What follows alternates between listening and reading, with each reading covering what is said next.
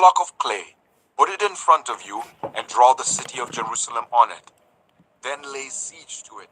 Erect siege works against it. Build a ramp to it. Set up camps against it, and put battering rams around it. Then take an iron pan, place it as an iron wall between you and the city, and turn your face towards it. It will be under siege, and you shall besiege it. This will be a sign to the people of Israel. Then lie on your left side, and put the sin of the people of Israel upon yourself. You are to bear their sin for the number of days you lie on your side. I have assigned you the same number of days as the years of their sin. So for 390 days you will bear the sin of the people of Israel. After you have finished this, lie down again, this time on your right side, and bear the sin of the people of Judah. I have assigned you 40 days, a day for each year. Turn your face towards the siege of Jerusalem, and with bared arm prophesy against her. I will tie you up with ropes so that you cannot turn from one side to the other until you have finished the days of your siege. Take wheat and barley, beans and lentils, millet and spelt, put them in a storage jar, and use them to make bread for yourself. You are to eat it during the 390 days you lie on your side. Weigh out 20 shekels of food to eat each day, and eat it at set times. Also, measure out 1/6 of a hin of water, and drink it at set times. Eat the food as you would a loaf of barley bread. Bake it in the sight of the people, using human excrement for fuel. The Lord said, in this way the people of Israel will eat defiled food among the nations where I will drive them. Then I said, not so, sovereign Lord, I have never defiled myself. From my youth until now, I have never eaten anything found dead or torn by wild animals. No impure meat has ever entered my mouth. Very well, he said, I will let you bake your bread over cow dung instead of human excrement. He then said to me, Son of man, I am about to cut off the food supply in Jerusalem. The people will eat rationed food in anxiety and drink rationed water in despair, for food and water will be scarce. They will be appalled at the sight of each other and will waste away because of their sin. Ezekiel 5. Now, son of man, take a sharp sword and use it as a barber's razor to shave your head and your beard. Then take a set of scales and divide up the hair. When the days of your siege come to an end, burn 1/3 of the hair inside the city. Take 1/3 and strike it with the sword all around the city, and scatter 1/3 to the wind, for I will pursue them with drawn sword. But take a few hairs and tuck them away in the folds of your garment. Again, take a few of these and throw them into the fire and burn them up. A fire will spread from there to all Israel. This is what the sovereign Lord says. This is Jerusalem, which I have set in the center of the nations, with countries all around her. Yet in her wickedness she has rebelled against my laws and decrees more than the nations and countries around her. She has rejected my laws and has not followed my decrees. Therefore, this is what the sovereign Lord says.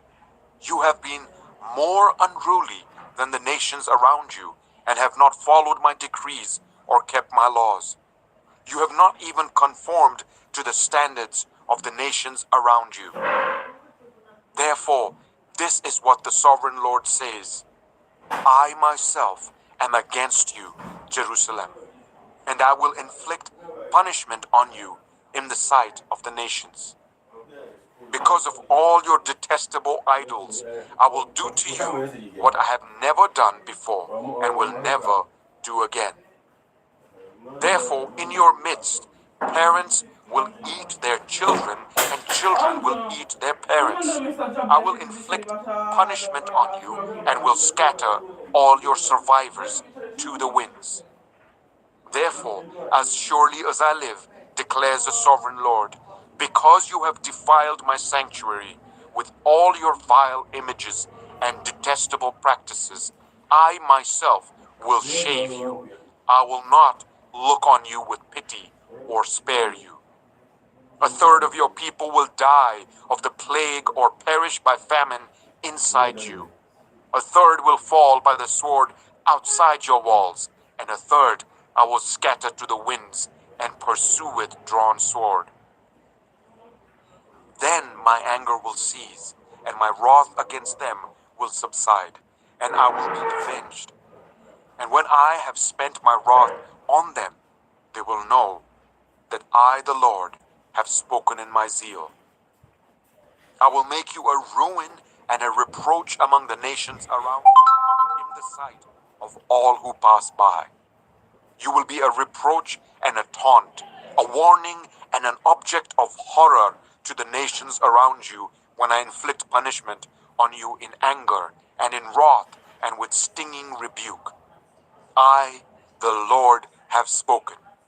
When I shoot at you with my deadly and destructive arrows of famine, I will shoot to destroy you. I will bring more and more famine upon you and cut off your supply of food. I will send famine and wild beasts against you, and they will leave you childless. Plague and bloodshed will sweep through you, and I will bring the sword against you. I, the Lord, have spoken. Ezekiel 6. The word of the Lord came to me. Son of man, set your face against the mountains of Israel. Prophesy against them, and say, You mountains of Israel, hear the word of the sovereign Lord. This is what the sovereign Lord says to the mountains and hills, to the ravines and valleys. I am about to bring a sword against you, and I will destroy your high places. Your altars will be demolished, and your incense altars will be smashed. And I will slay your people in front of your idols. I will lay the dead bodies of the Israelites in front of their idols, and I will scatter your bones around your altars. Wherever you live, the towns will be laid waste and the high places demolished, so that your altars will be laid waste and devastated, your idols smashed and ruined, your incense altars broken down, and what you have made wiped out. Your people will fall slain among you, and you will know that I am the Lord. But I will spare some, for some of you will escape the sword when you are scattered among the lands and nations. Then in the nations where they have been carried captive, those who escape will remember me, how I have been grieved by their adulterous hearts, which have turned away from me, and by their eyes, which have lusted after their idols. They will loathe themselves for the evil they have done and for all their detestable practices. And they will know that I am the Lord. I did not threaten in vain to bring this calamity on them. This is what the sovereign Lord says. Strike your hands together and stamp your feet and cry out, Alas, because of all the wicked and detestable practices of the people of Israel, for they will fall by the sword, famine, and plague. One who is far away will die of the plague, and one who is near will fall by the sword, and anyone who survives and is spared will die of famine. So will I pour out my wrath on them, and they will know that I am the Lord, when their people lie slain among their idols around their altars, on every high hill and on all the mountain tops, under every spreading tree and every leafy oak, places where they offered fragrant incense to all their idols. And I will stretch out my hand against them and make the land a desolate waste, from the desert to Diblah, wherever they live.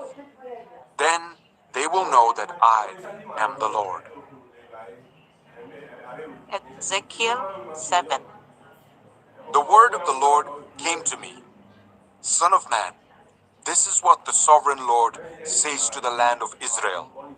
The end has come upon the four corners of the land. The end is now upon you, and I will unleash my anger against you. I will judge you according to your conduct and repay you for all your detestable practices. I will not look on you with pity. I will not spare you. I will surely repay you for your conduct and for the detestable practices among you. Then you will know that I am the Lord. This is what the sovereign Lord says. Disaster, unheard of disaster. See, it comes. The end has come. The end has come. It has roused itself against you. See, it comes. Doom has come upon you who dwell in the land. The time has come. The day is near. There is panic, not joy, on the mountains. I'm about to pour out my wrath on you and spend my anger against you. I will judge you according to your conduct and repay you for all your detestable practices. I will not look on you with pity. I will not spare you. I will repay you for your conduct and for the detestable practices among you. Then you will know that it is I, the Lord, who strikes you. See, the day, see, it comes. Doom has burst forth, the rod has budded, arrogance has blossomed, violence has arisen, a rod to punish the wicked. None of the people will be left, none of that crowd, none of their wealth, nothing of value. The time has come, the day has arrived. Let not the buyer rejoice, nor the seller grieve, for my wrath is on the whole crowd. The seller will not recover the property that was sold, as long as both buyer and seller live. For the vision concerning the whole crowd will not be reversed. Because of their sins, not one of them will preserve their life. They have blown the trumpet, they have made all things ready, but no one will go into battle, for my wrath is on the whole crowd. Outside is the sword, inside are plague and famine. Those in the country will die by the sword, those in the city will be devoured by famine and plague. The fugitives who escape will flee to the mountains, like doves of the valleys. They will all moan, each for their own sins. Every hand will go limp, every leg will be wet with urine. They will put on sackcloth and be clothed with terror. Every face will be covered with shame, and every head will be shaved. They will throw their silver into the streets, and their gold will be treated as a thing unclean. Their silver and gold will not be able to deliver them in the day of the Lord's wrath. It will not satisfy their hunger or fill their stomachs, for it has caused them to stumble into sin. They took pride in their beautiful jewelry and used it to make their detestable idols. They made it into vile images. Therefore, I will make it a thing unclean for them. I will give their wealth as plunder to foreigners, and as loot to the wicked of the earth, who will defile it. I will turn my face away from the people, and robbers desecrate the place I treasure. They will enter it and will defile it. Prepare chains, for the land is full of bloodshed, and the city is full of violence. I will bring the most wicked of nations to take possessions of their houses.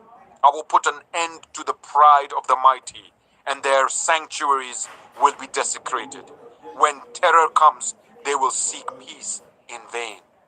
Calamity upon calamity will come, and rumor upon rumor. They will go searching for a vision from the prophet. Priestly instruction in the law will cease. The council of the elders will come to an end. The king will mourn. The prince will be clothed with despair, and the hands of the people of the land will tremble. I will deal with them according to their conduct, and by their own standards I will judge them. Then they will know that I am the Lord. Ezekiel 8. In the 6th year, in the 6th month, on the 5th day, while I was sitting in my house, and the elders of Judah were sitting before me, the hand of the sovereign Lord came on me there. I looked, and I saw a figure like that of a man. From what appeared to be his waist down, he was like fire, and from there up, his appearance was as bright as glowing metal. He stretched out what looked like a hand and took me by the hair of my head. The Spirit lifted me up between earth and heaven, and in visions of God, he took me to Jerusalem, to the entrance of the north gate of the inner court, where the idol that provokes to jealousy stood. And there before me was the glory of the God of Israel, as in the vision I had seen in the plain. Then he said to me, Son of man, look towards the north. So I looked, and in the entrance, north of the gate of the altar, I saw this idol of jealousy. And he said to me, Son of man, do you see what they are doing? The utterly detestable things the Israelites are doing here? Things that will drive me far from my sanctuary? But you will see things that are even more detestable. Then he brought me to the entrance to the court. I looked, and I saw a hole in the wall. He said to me, Son of man, now dig into the wall. So I dug into the wall and saw a doorway there. And he said to me, Go in and see the wicked and detestable things they are doing here.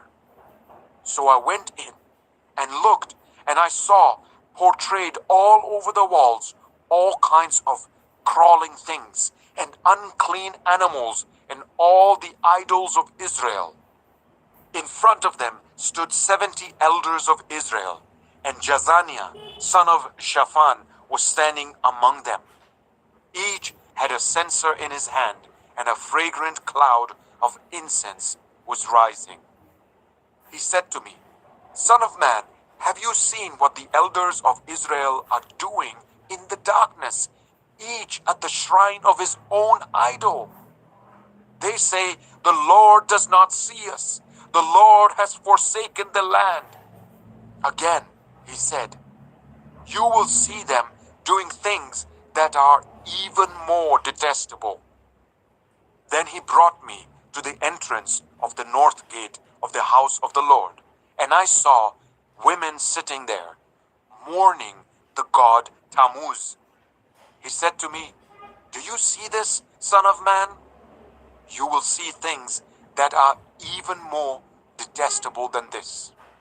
He then brought me into the inner court of the house of the Lord, and there at the entrance to the temple, between the portico and the altar, were about 25 men, with their backs towards the temple of the Lord and their faces towards the east.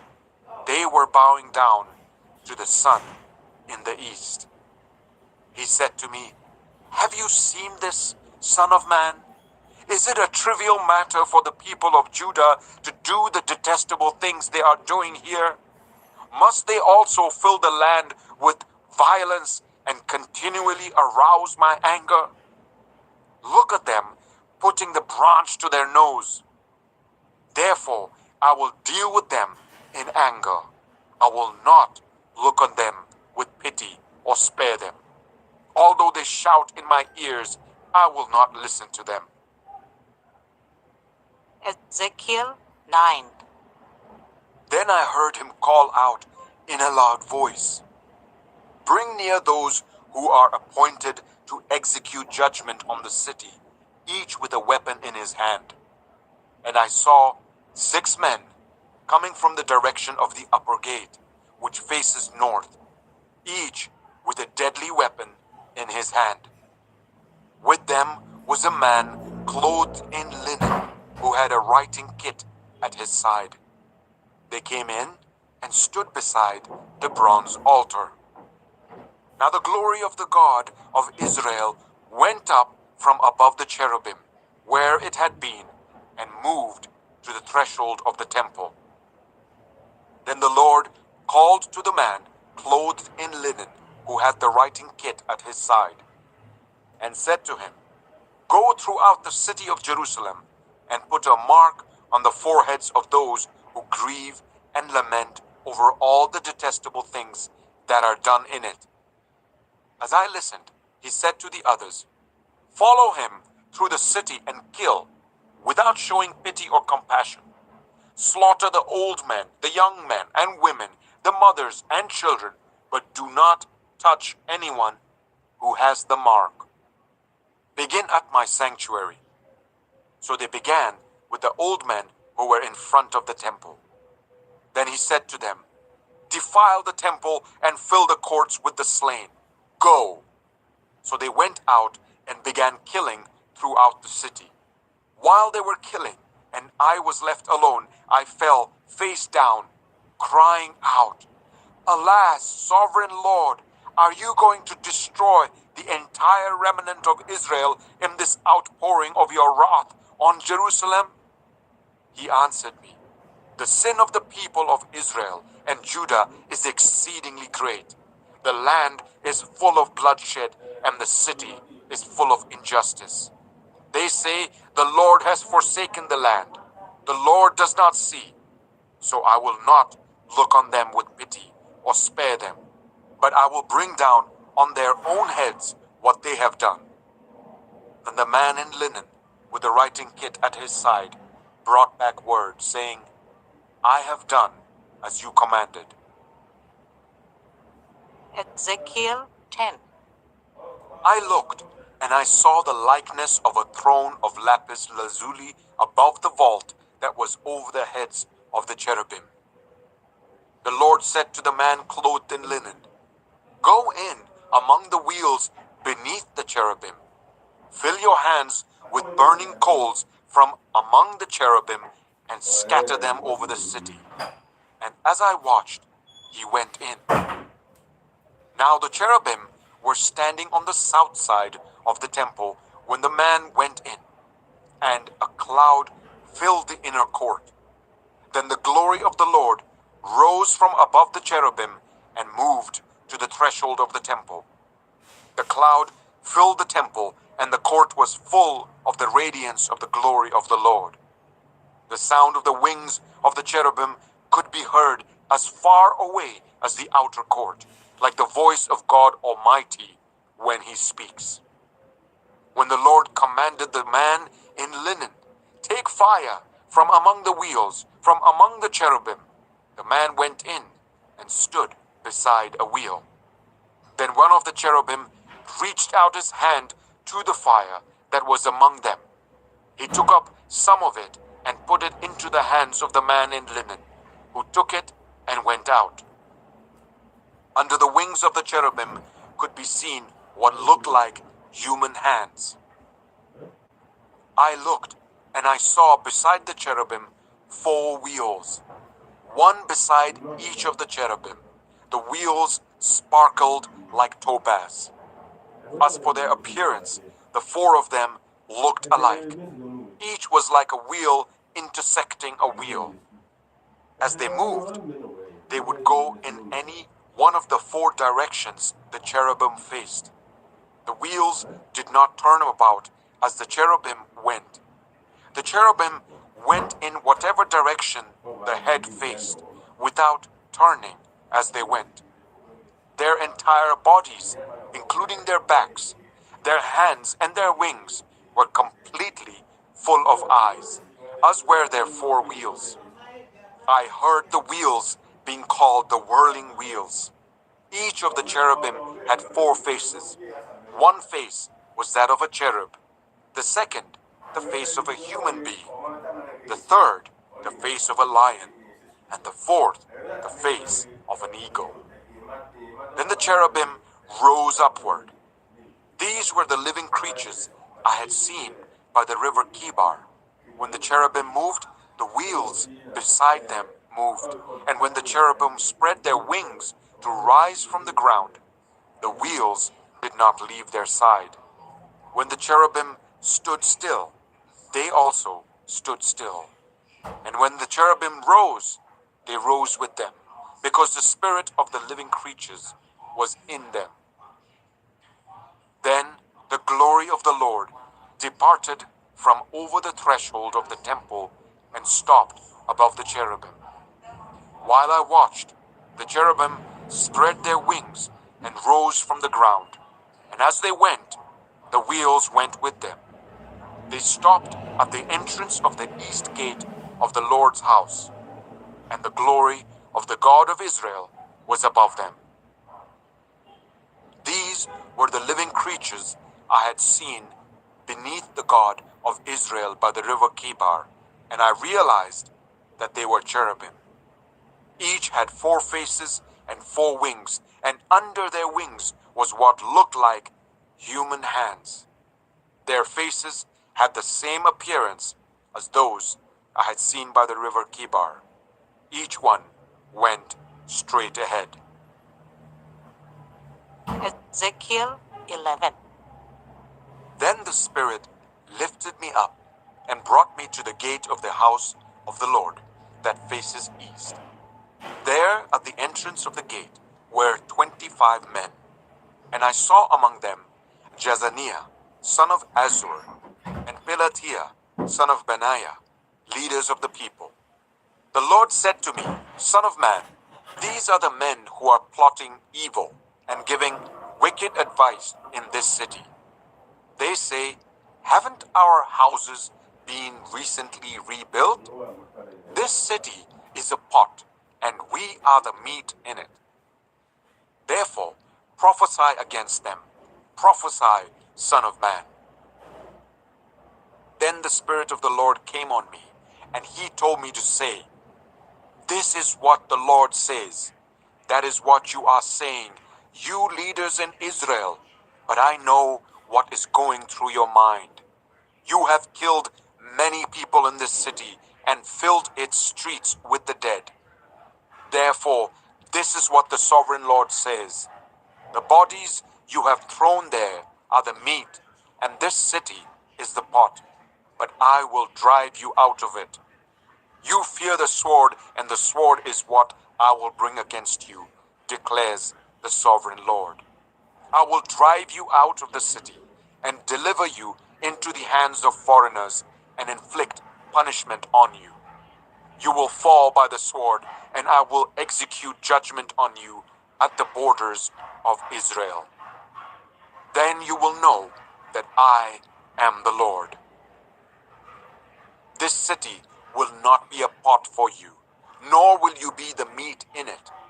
I will execute judgment on you at the borders of Israel.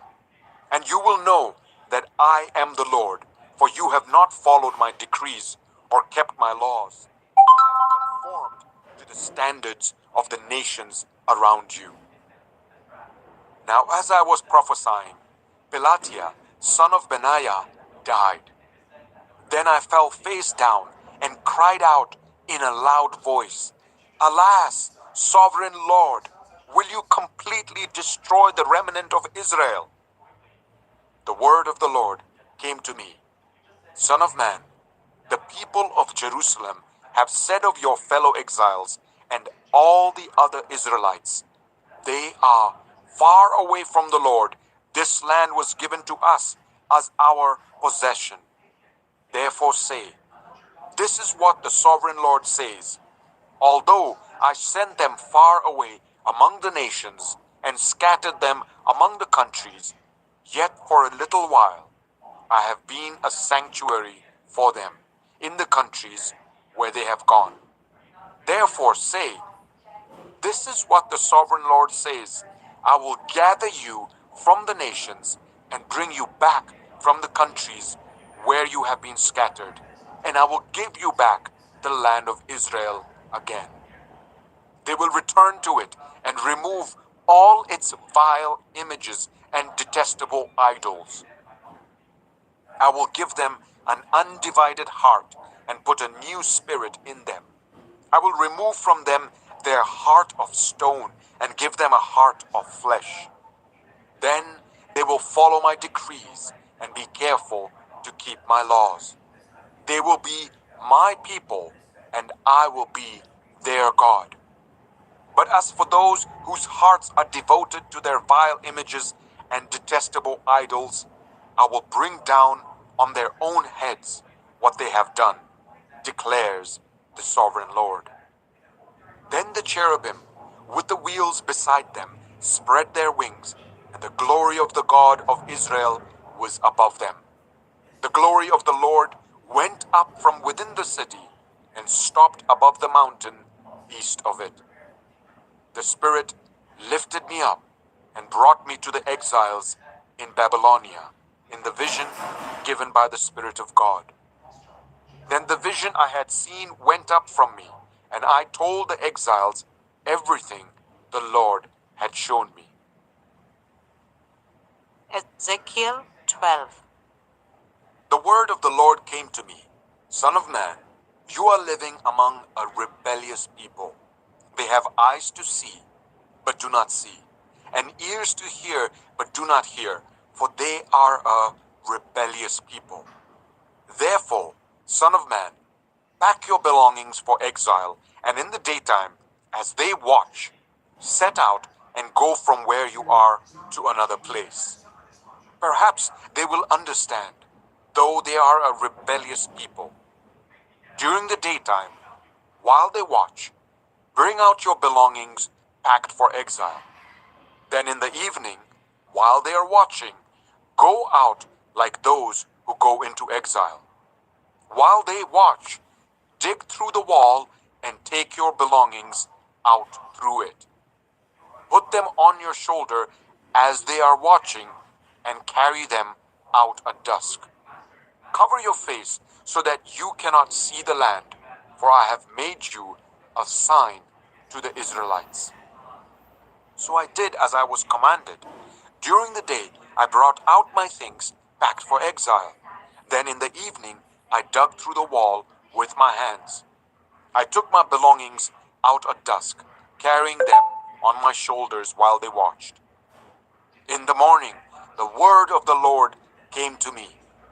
Son of man, did not the Israelites, that rebellious people, ask you, what are you doing? Say to them, this is what the sovereign Lord says. This prophecy concerns the prince in Jerusalem and all the Israelites who are there. Say to them, I am a sign to you. As I have done, so it will be done to them. They will go into exile as captives. The prince among them will put his things on his shoulder at dusk and leave, and a hole will be dug in the wall for him to go through. He will cover his face so that he cannot see the land. I will spread my net for him, and he will be caught in my snare. I will bring him to Babylonia, the land of the Chaldeans, but he will not see it, and there he will die. I will scatter to the winds all those around him, his staff and all his troops, and I will pursue them with drawn sword. They will know that I am the Lord, when I disperse them among the nations and scatter them through the countries. But I will spare a few of them from the sword, famine, and plague, so that in the nations where they go, they may acknowledge all their detestable practices. Then they will know that I am the Lord. The word of the Lord came to me, Son of man, tremble as you eat your food, and shudder in fear as you drink your water. Say to the people of the land, This is what the sovereign Lord says about those living in Jerusalem and in the land of Israel. They will eat their food in anxiety and drink their water in despair, for their land will be stripped of everything in it because of the violence of all who live there. The inhabited towns will be laid waste and the land will be desolate. Then you will know that I am the Lord. The word of the Lord came to me, Son of man, what is this proverb you have in the land of Israel? The days go by and every vision comes to nothing. Say to them, this is what the sovereign Lord says. I am going to put an end to this proverb, and they will no longer quote it in Israel. Say to them, the days are near when every vision will be fulfilled, for there will be no more false visions or flattering divinations among the people of Israel. But I, the Lord, will speak what I will, and it shall be fulfilled without delay. For in your days, you rebellious people, I will fulfill whatever I say, declares the sovereign Lord. The word of the Lord came to me, Son of man, the Israelites are saying, the vision he sees is for many years from now, and he prophesies about the distant future. Therefore, say to them, this is what the sovereign Lord says. None of my words will be delayed any longer. Whatever I say will be fulfilled, declares the sovereign Lord. Ezekiel 13. The word of the Lord came to me, Son of man, prophesy against the prophets of Israel who are now prophesying. Say to those who prophesy out of their own imagination, hear the word of the Lord. This is what the sovereign Lord says. Woe to the foolish prophets who follow their own spirit and have seen nothing. Your prophets, Israel, are like jackals among ruins. You have not gone up to the breaches in the wall to repair it for the people of Israel so that it will stand firm in the battle on the day of the Lord. Their visions are false and their divinations a lie. Even though the Lord has not sent them, they say, the Lord declares, and expect him to fulfill their words. Have you not seen false visions and uttered lying divinations when you say, the Lord declares, though I have not spoken? Therefore, this is what the sovereign Lord says. Because of your false words and lying visions, I am against you, declares the sovereign Lord. My hand will be against the prophets who see false visions and utter lying divinations. They will not belong to the council of my people or be listed in the records of Israel, nor will they enter the land of Israel. Then you will know that I am the sovereign Lord. Because they lead my people astray, saying, peace, when there is no peace. And because when a flimsy wall is built, they cover it with whitewash. Therefore, tell those who cover it with whitewash that it is going to fall. Rain will come in torrents, and I will send hailstones hurtling down, and violent winds will burst forth. When the wall collapses, will people not ask you, where is the whitewash you covered it with? Therefore, this is what the sovereign Lord says. In my wrath, I will unleash a violent wind, and in my anger, hailstones and torrents of rain will fall with destructive fury. I will tear down the wall you have covered with whitewash, and will level it to the ground, so that its foundation will be laid bare. When it falls, you will be destroyed in it, and you will know that I am the Lord. So I will pour out my wrath against the wall and against those who covered it with whitewash. I will say to you, the wall is gone, and so are those who whitewashed it. Those prophets of Israel who prophesied to Jerusalem and saw visions of peace for her when there was no peace, declares the sovereign Lord. Now, Son of man, set your face against the daughters of your people who prophesy out of their own imagination. Prophesy against them and say, this is what the sovereign Lord says.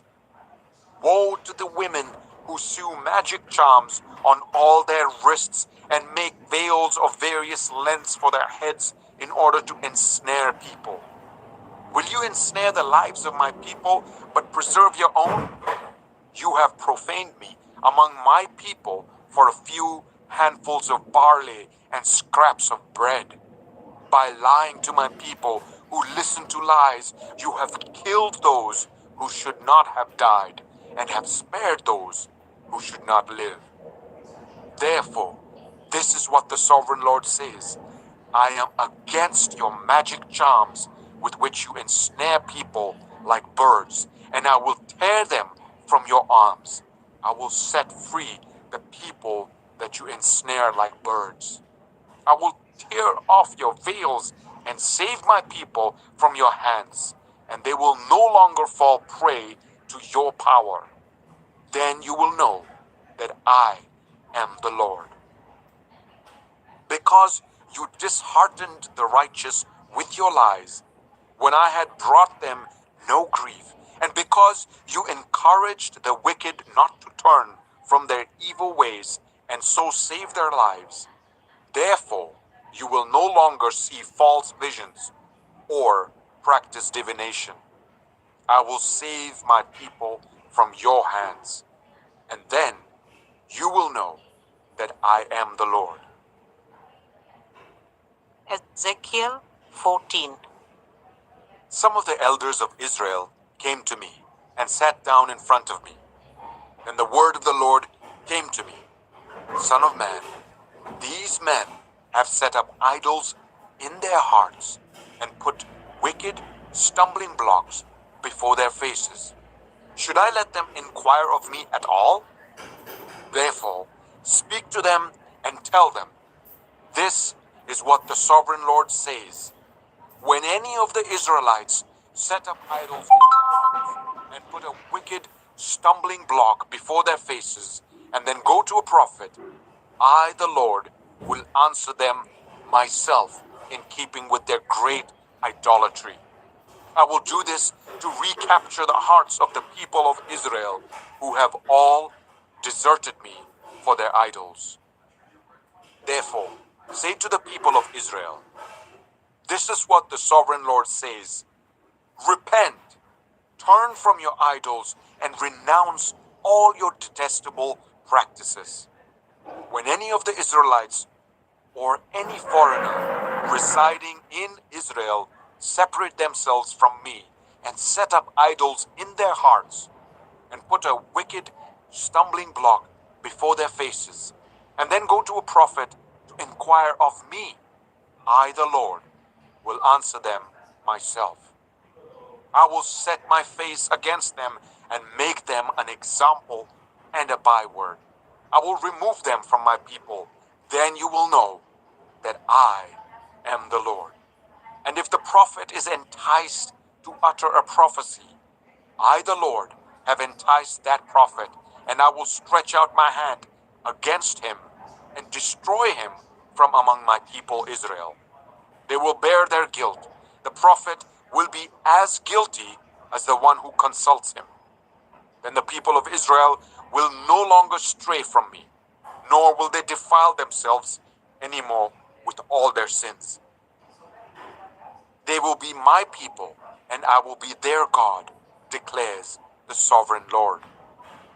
The word of the Lord came to me. Son of man, if a country sins against me by being unfaithful, and I stretch out my hand against it to cut off its food supply, and send famine upon it, and kill its people and their animals, even if these three men, Noah, Daniel, and Job, were in it, they could save only themselves by their righteousness, declares the sovereign Lord. Or if I send wild beasts through that country, and they leave it childless, and it becomes desolate, so that no one can pass through it because of the beasts. As surely as I live, declares the sovereign Lord, even if these 3 men were in it, they could not save their own sons or daughters. They alone would be saved, but the land would be desolate. Or if I bring a sword against that country and say, let the sword pass throughout the land, and I kill its people and their animals, as surely as I live, declares the sovereign Lord, even if these 3 men were in it, they could not save their own sons or daughters. They alone would be saved. Or if I send a plague into that land and pour out my wrath on it through bloodshed, killing its people and their animals, as surely as I live, declares the sovereign Lord, even if Noah, Daniel, and Job were in it, they could save neither son nor daughter. They would save only themselves by their righteousness. For this is what the sovereign Lord says, how much worse will it be when I send against Jerusalem my 4 dreadful judgments, sword and famine and wild beasts and plague, to kill its men and their animals. Yet there will be some survivors, sons and daughters, who will be brought out of it. They will come to you, and when you see their conduct and their actions, you will be consoled regarding the disaster I have brought on Jerusalem. Every disaster I have brought on it.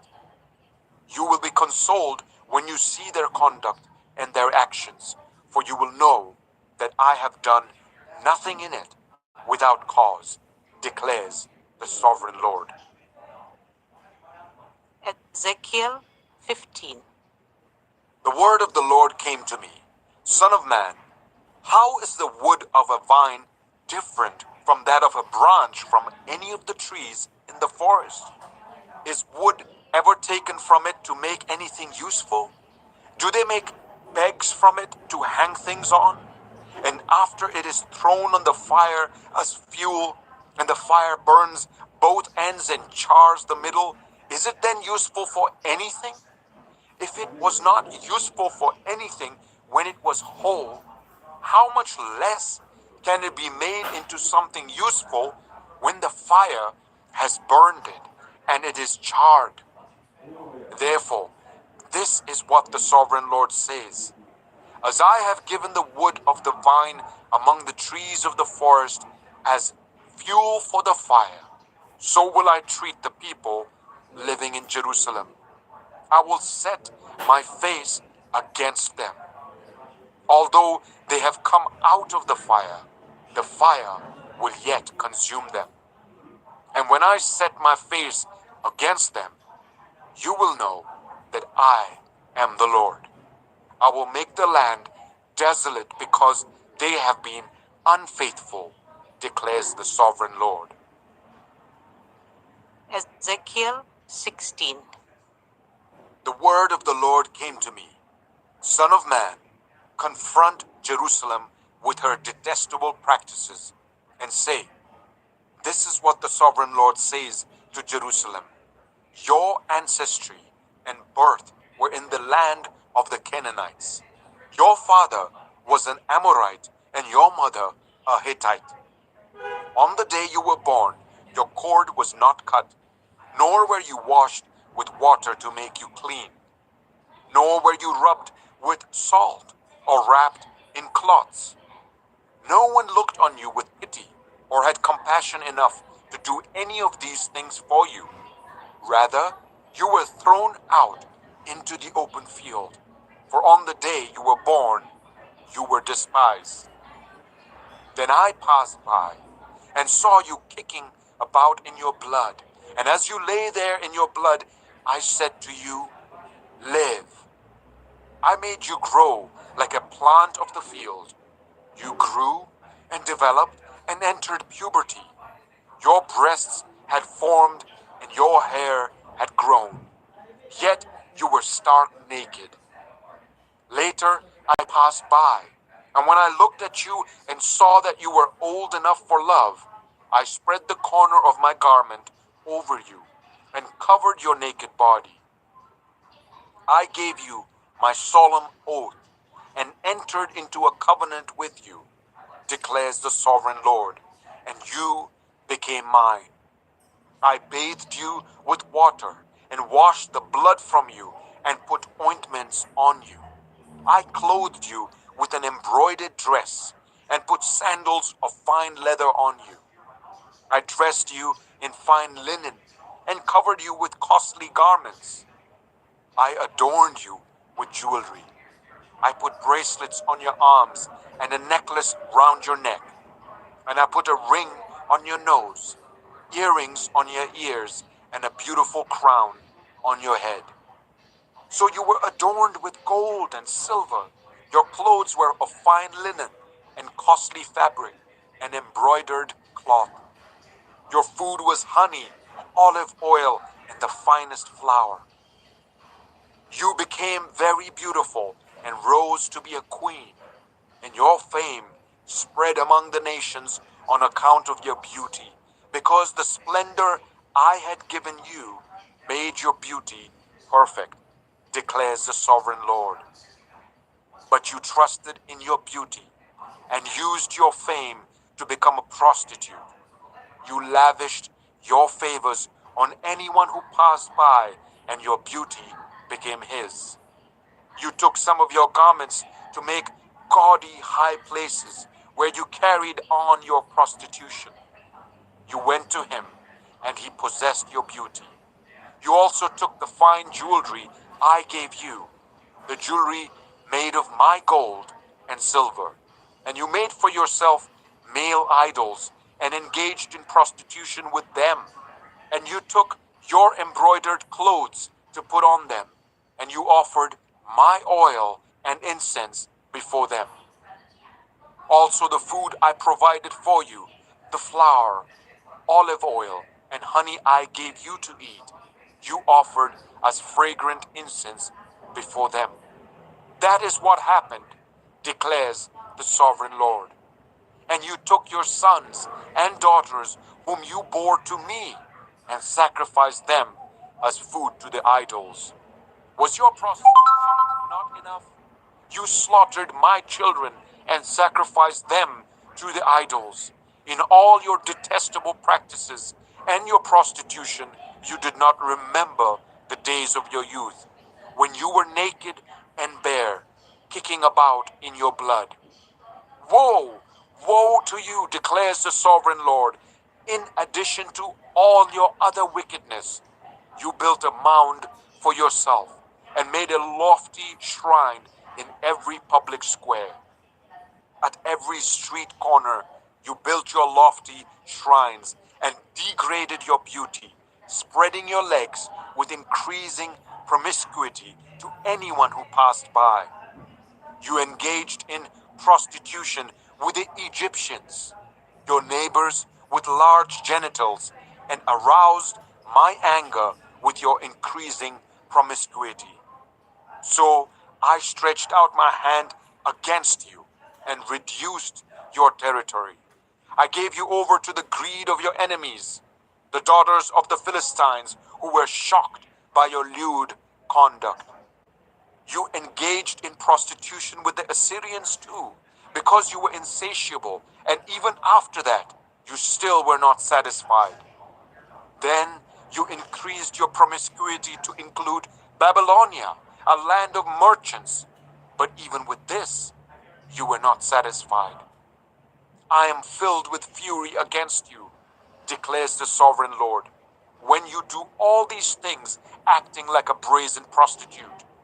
When you built your mounds at every street corner and made your lofty shrines in every public square, you were unlike a prostitute because you scorned payment. You adulterous wife, you prefer strangers to your own husband. All prostitutes receive gifts, but you give gifts to all your lovers, bribing them to come to you from everywhere for your illicit favors. So in your prostitution, you are the opposite of others. No one runs after you for your favors. You are the very opposite, for you give payment and none is given to you. Therefore, you prostitute, hear the word of the Lord. This is what the sovereign Lord says.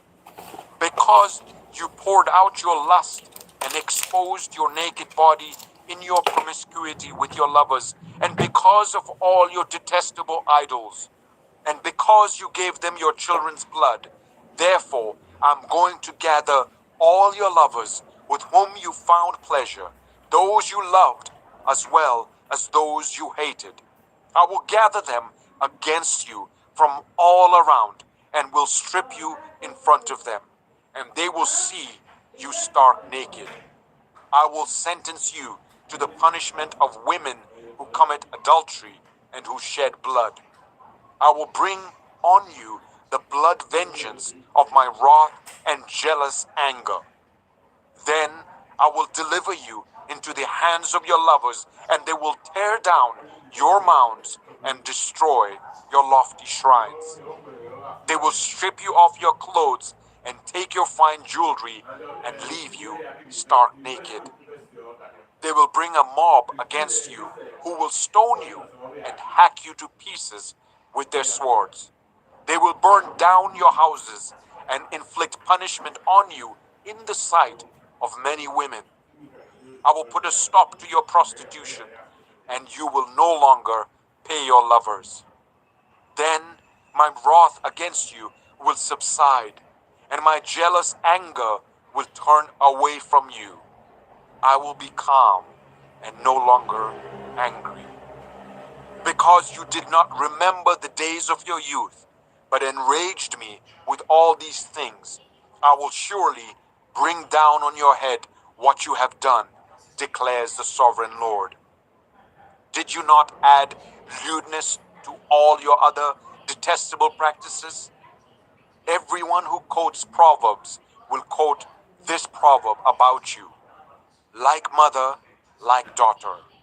You are a true daughter of your mother, who despised her husband and her children. And you are a true sister of your sisters, who despised their husbands and their children. Your mother was a Hittite, and your father an Amorite. Your elder sister was Samaria, who lived to the north of you with her daughters. And your younger sister, who lived to the south of you with her daughters, was Sodom. You not only followed their ways and copied their detestable practices, but in all your ways you soon became more depraved than they.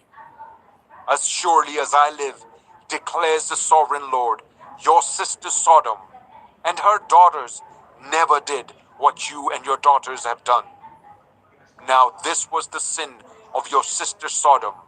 She and her daughters were arrogant, overfed, and unconcerned. They did not help the poor and needy. They were haughty and did detestable things before me. Therefore I did away with them, as you have seen.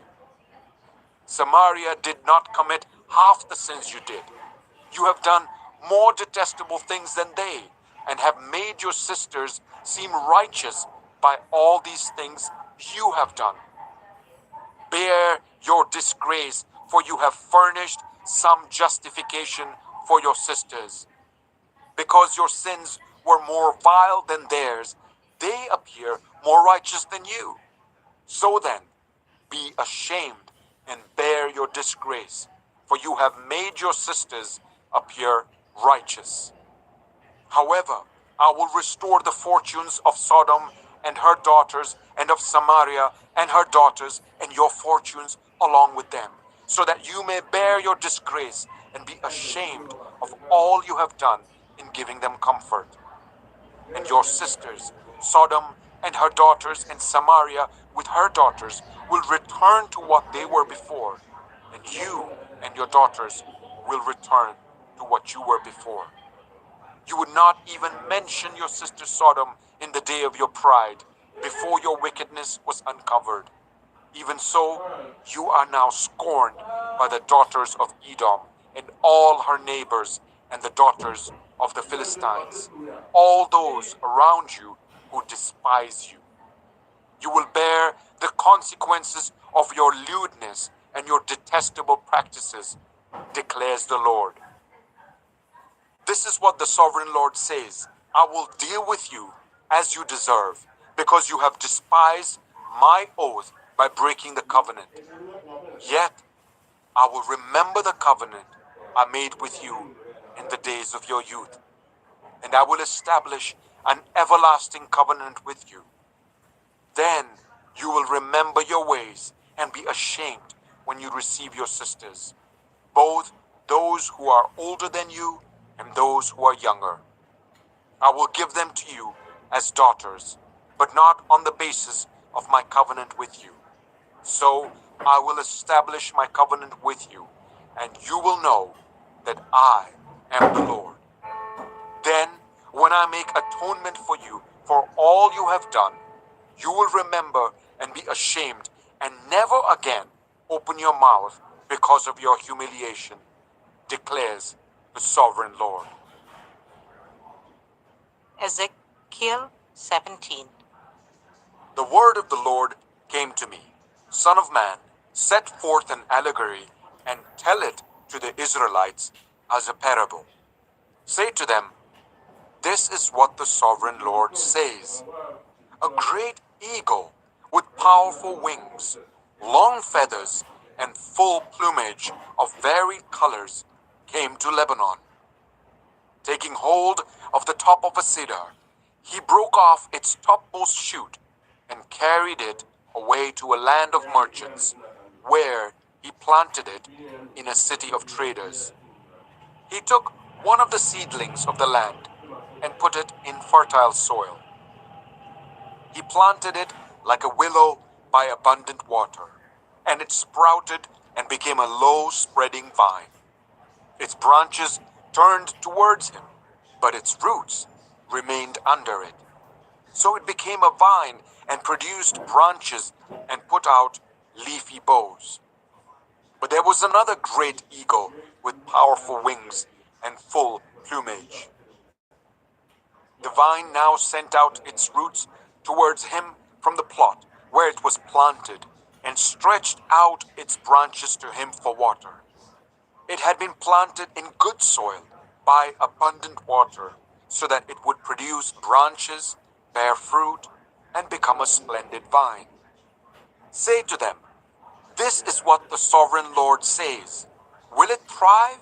Will it not be uprooted and stripped of its fruit so that it withers? All its new growth will wither. It will not take a strong arm or many people to pull it up by the roots. It has been planted, but will it thrive? Will it not wither completely when the east wind strikes it? Wither away in the plot where it grew? Then the word of the Lord came to me. Say to this rebellious people, do you not know what these things mean? Say to them, the king of Babylon went to Jerusalem and carried off her king and her nobles, bringing them back with him to Babylon. Then he took a member of the royal family and made a treaty with him, putting him under oath. He also carried away the leading men of the land, so that the kingdom would be brought low, unable to rise again, surviving only by keeping his treaty. But the king rebelled against him by sending his envoys to Egypt to get horses and a large army. Will he succeed? Will he who does such things escape? Will he break the treaty and yet escape? As surely as I live, declares the sovereign Lord, he shall die in Babylon, in the land of the king who put him on the throne, whose oath he despised and whose treaty he broke. Pharaoh with his mighty army and great horde will be of no help to him in war, when ramps are built and siege works erected to destroy many lives. He despised the oath by breaking the covenant.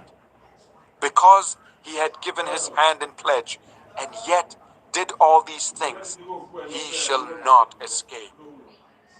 Therefore, this is what the sovereign Lord says: As surely as I live, I will repay him for despising my oath and breaking my covenant. I will spread my net for him, and he will be caught in my snare. I will bring him to Babylon and execute judgment on him there, because he was unfaithful to me. All his choice troops will fall by the sword, and the survivors will be scattered to the winds. Then you will know that I, the Lord, have spoken. This is what the sovereign Lord says: I myself will take a shoot from the very top of a cedar and plant it. I will break off a tender sprig from its topmost shoots and plant it on a high and lofty mountain. On the mountain heights of Israel I will plant it. It will produce branches and bear fruit and become a splendid cedar. Birds of every kind will nest in it. They will find shelter in the shade of its branches. All the trees of the forest will know that I, the Lord, bring down the tall tree and make the low tree grow tall. I dry up the green tree and make the dry tree flourish. I, the Lord, have spoken, and I will do it. Ezekiel 18. The word of the Lord came to me. What do you people mean by quoting this proverb about the land of Israel? The parents eat sour grapes, and the children's teeth are set on edge. As surely as I live, declares the sovereign Lord, you will no longer quote this proverb in Israel. For everyone belongs to me, the parent as well as the child. Both alike belong to me. The one who sins is the one who will die. Suppose there is a righteous man who does what is just and right. He does not eat at the mountain shrines or look to the idols of Israel. He does not defile his neighbor's wife or have sexual relations with a woman during her period. He does not oppress anyone, but returns what he took in pledge for a loan. He does not commit robbery, but gives his food to the hungry and provides clothing for the naked. He does not lend to them at interest or take a profit from them.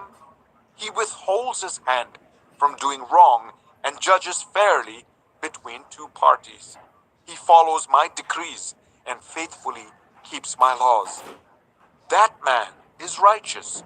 He will surely live, declares the sovereign Lord. Suppose he has a violent son who sheds blood or does any of these other things, though the father has done none of them.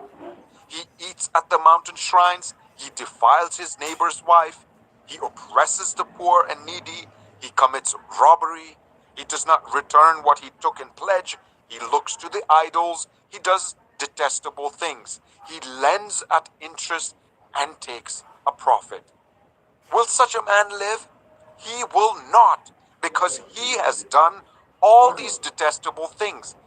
He is to be put to death. His blood will be on his own head. But suppose this son has a son who sees all the sins his father commits, and though he sees them, he does not do such things. He does not eat at the mountain shrines or look to the idols of Israel. He does not defile his neighbor's wife. He does not oppress anyone or require a pledge for a loan. He does not commit robbery, but gives his food to the hungry and provides clothing for the naked. He withholds his hand from ill-treating the poor and takes no interest or profit from them. He keeps my laws and follows my decrees. He will not die for his father's sin. He will surely live.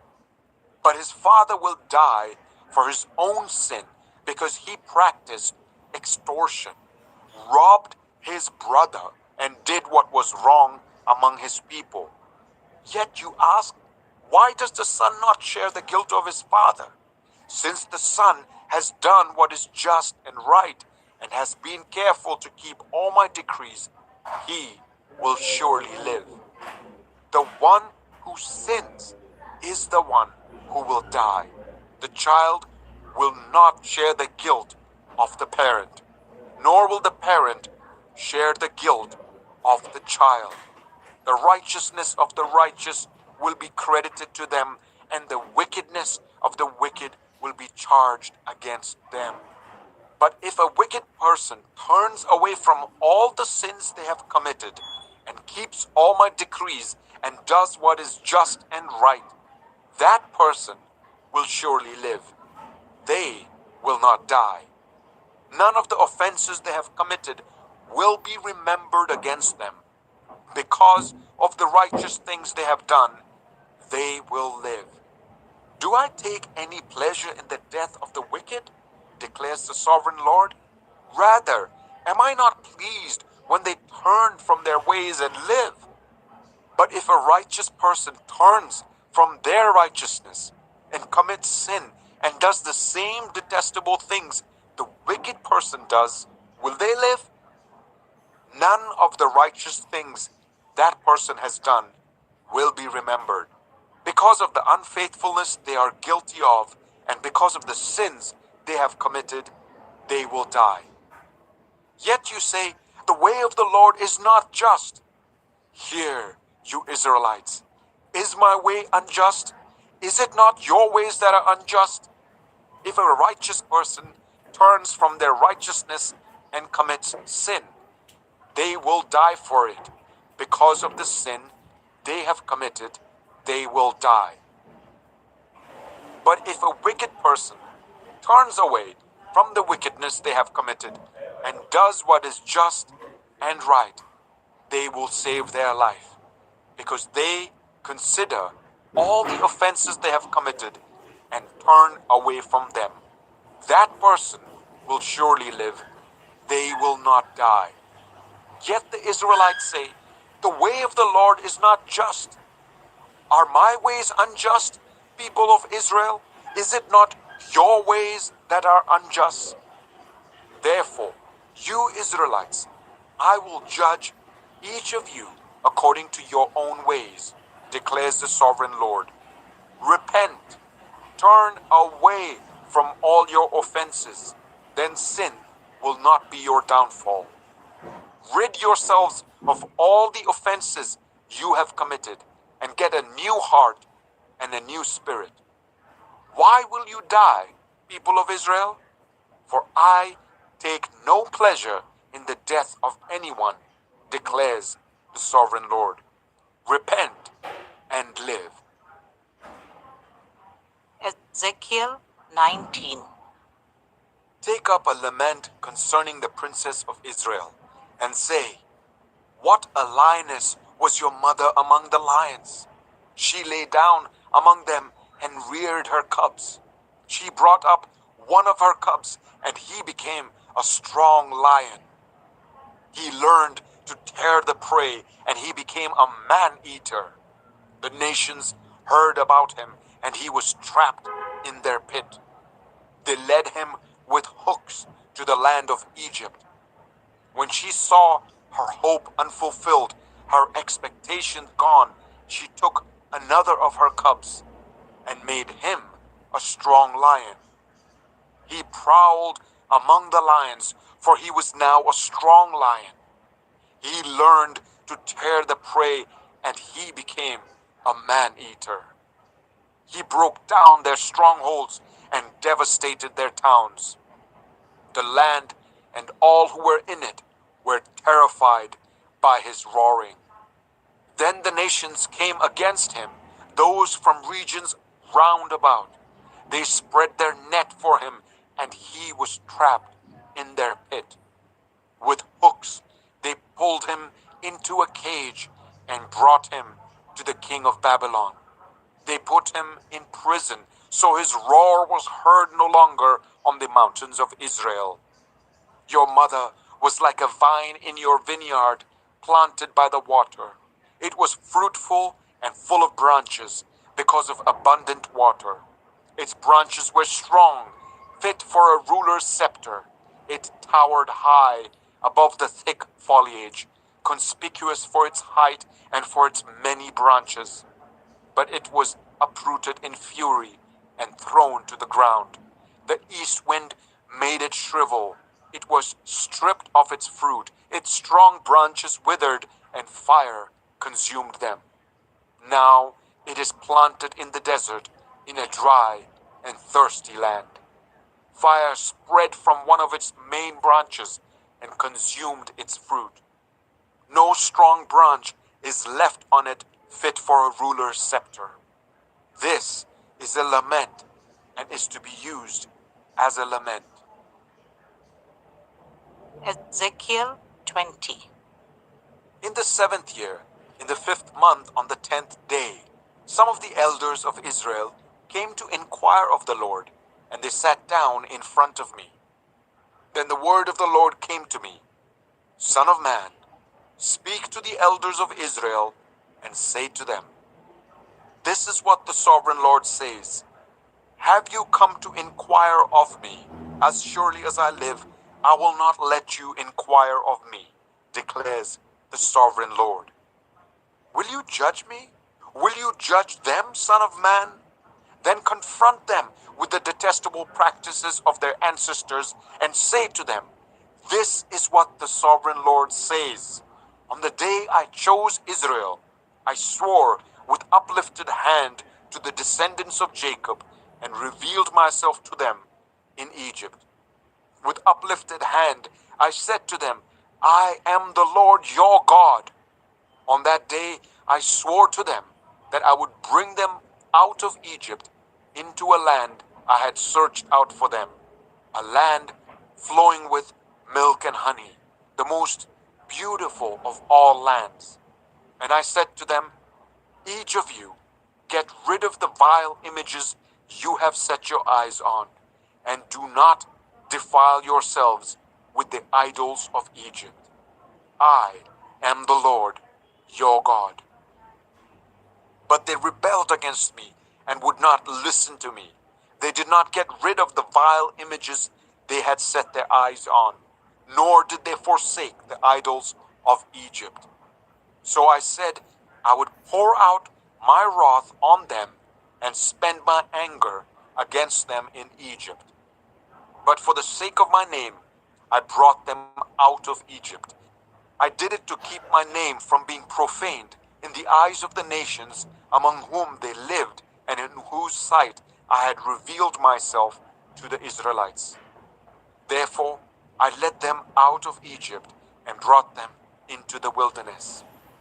I gave them my decrees and made known to them my laws, by which the person who obeys them will live. Also, I gave them my Sabbats as a sign between us, so they would know that I, the Lord, made them holy. Yet the people of Israel rebelled against me in the wilderness. They did not follow my decrees, but rejected my laws, by which the person who obeys them will live, and they utterly desecrated my Sabbats. So I said I would pour out my wrath on them and destroy them in the wilderness. But for the sake of my name, I did what would keep it from being profaned in the eyes of the nations in whose sight I had brought them out. Also with uplifted hand, I swore to them in the wilderness that I would not bring them into the land I had given them, a land flowing with milk and honey, the most beautiful of all lands, because they rejected my laws and did not follow my decrees and desecrated my Sabbats. For their hearts were devoted to their idols. Yet I looked on them with pity and did not destroy them or put an end to them in the wilderness. I said to their children in the wilderness, Do not follow the statutes of your parents, or keep their laws, or defile yourselves with their idols. I am the Lord your God. Follow my decrees and be careful to keep my laws. Keep my Sabbats holy, that they may be a sign between us. Then you will know that I am the Lord your God. But the children rebelled against me. They did not follow my decrees. They were not careful to keep my laws, of which I said, the person who obeys them will live by them. And they desecrated my Sabbats. So I said, I will pour out my wrath on them and spend my anger against them in the wilderness.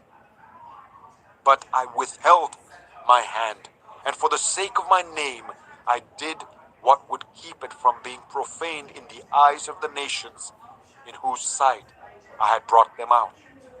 Also with uplifted hand, I swore to them in the wilderness that I would disperse them among the nations and scatter them through the countries, because they had not obeyed my laws, but had rejected my decrees and desecrated my Sabbats, and their eyes lusted after their parents' idols. So I gave them other statutes that were not good, and laws through which they could not live.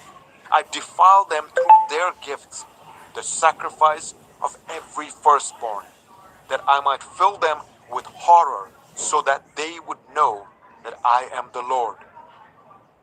Therefore, Son of Man, speak to the people of Israel and say to them, this is what the sovereign Lord says.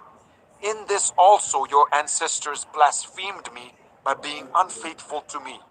When I brought them into the land I had sworn to give them, and they saw any high hill or any leafy tree, there they offered their sacrifices, made offerings that aroused my anger, presented their fragrant incense, and poured out their drink offerings. Then I said to them, what is this high place you go to? It is called Bamah to this day. Therefore, say to the Israelites, this is what the sovereign Lord says. Will you defile yourselves the way your ancestors did and lust after their vile images? When you offer your gifts, the sacrifice of your children in the fire, you continue to defile yourselves with all your idols to this day. Am I to let you inquire of me, you Israelites? As surely as I live, declares the sovereign Lord, I will not let you inquire of me. You say, we want to be like the nations, like the peoples of the world, who serve wood and stone. But what you have in mind will never happen. As surely as I live, declares the sovereign Lord, I will reign over you with a mighty hand and an outstretched arm and with outpoured wrath. I will bring you from the nations and gather you from the countries where you have been scattered, with a mighty hand and an outstretched arm and with outpoured wrath.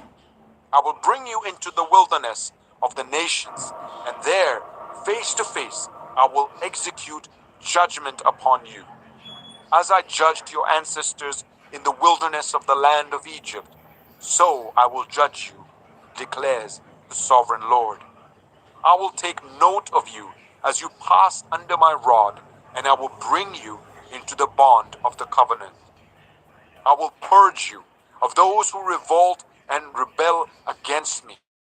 Although I will bring them out of the land where they are living, yet they will not enter the land of Israel.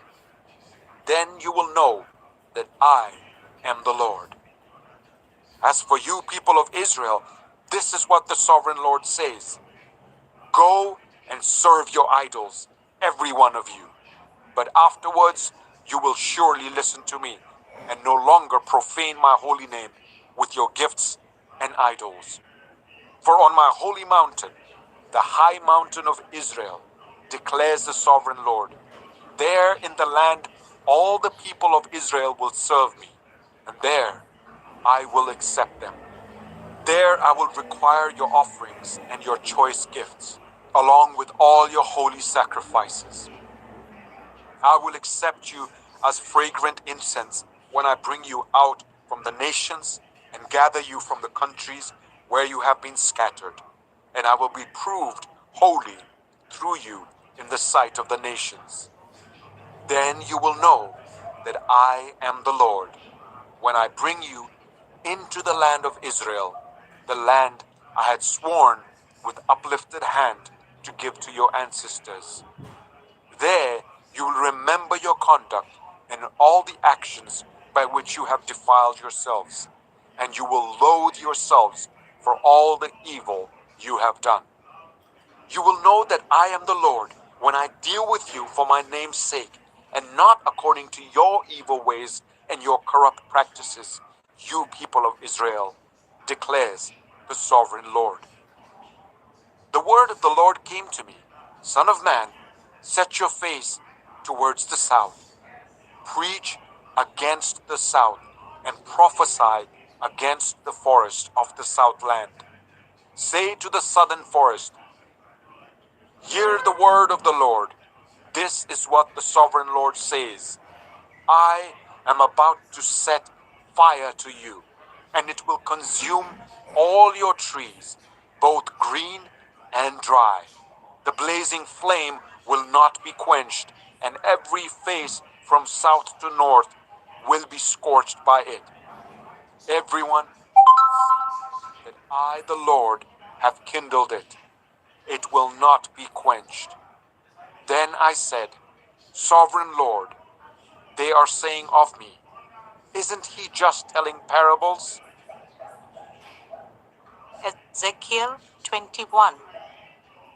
The word of the Lord came to me, Son of man, set your face against Jerusalem and preach against the sanctuary. Prophesy against the land of Israel and say to her, this is what the Lord says, I am against you. I will draw my sword from its sheath and cut off from you both the righteous and the wicked. Because I'm going to cut off the righteous and the wicked, my sword will be unsheathed against everyone from south to north. Then all people will know that I, the Lord, have drawn my sword from its sheath. It will not return again.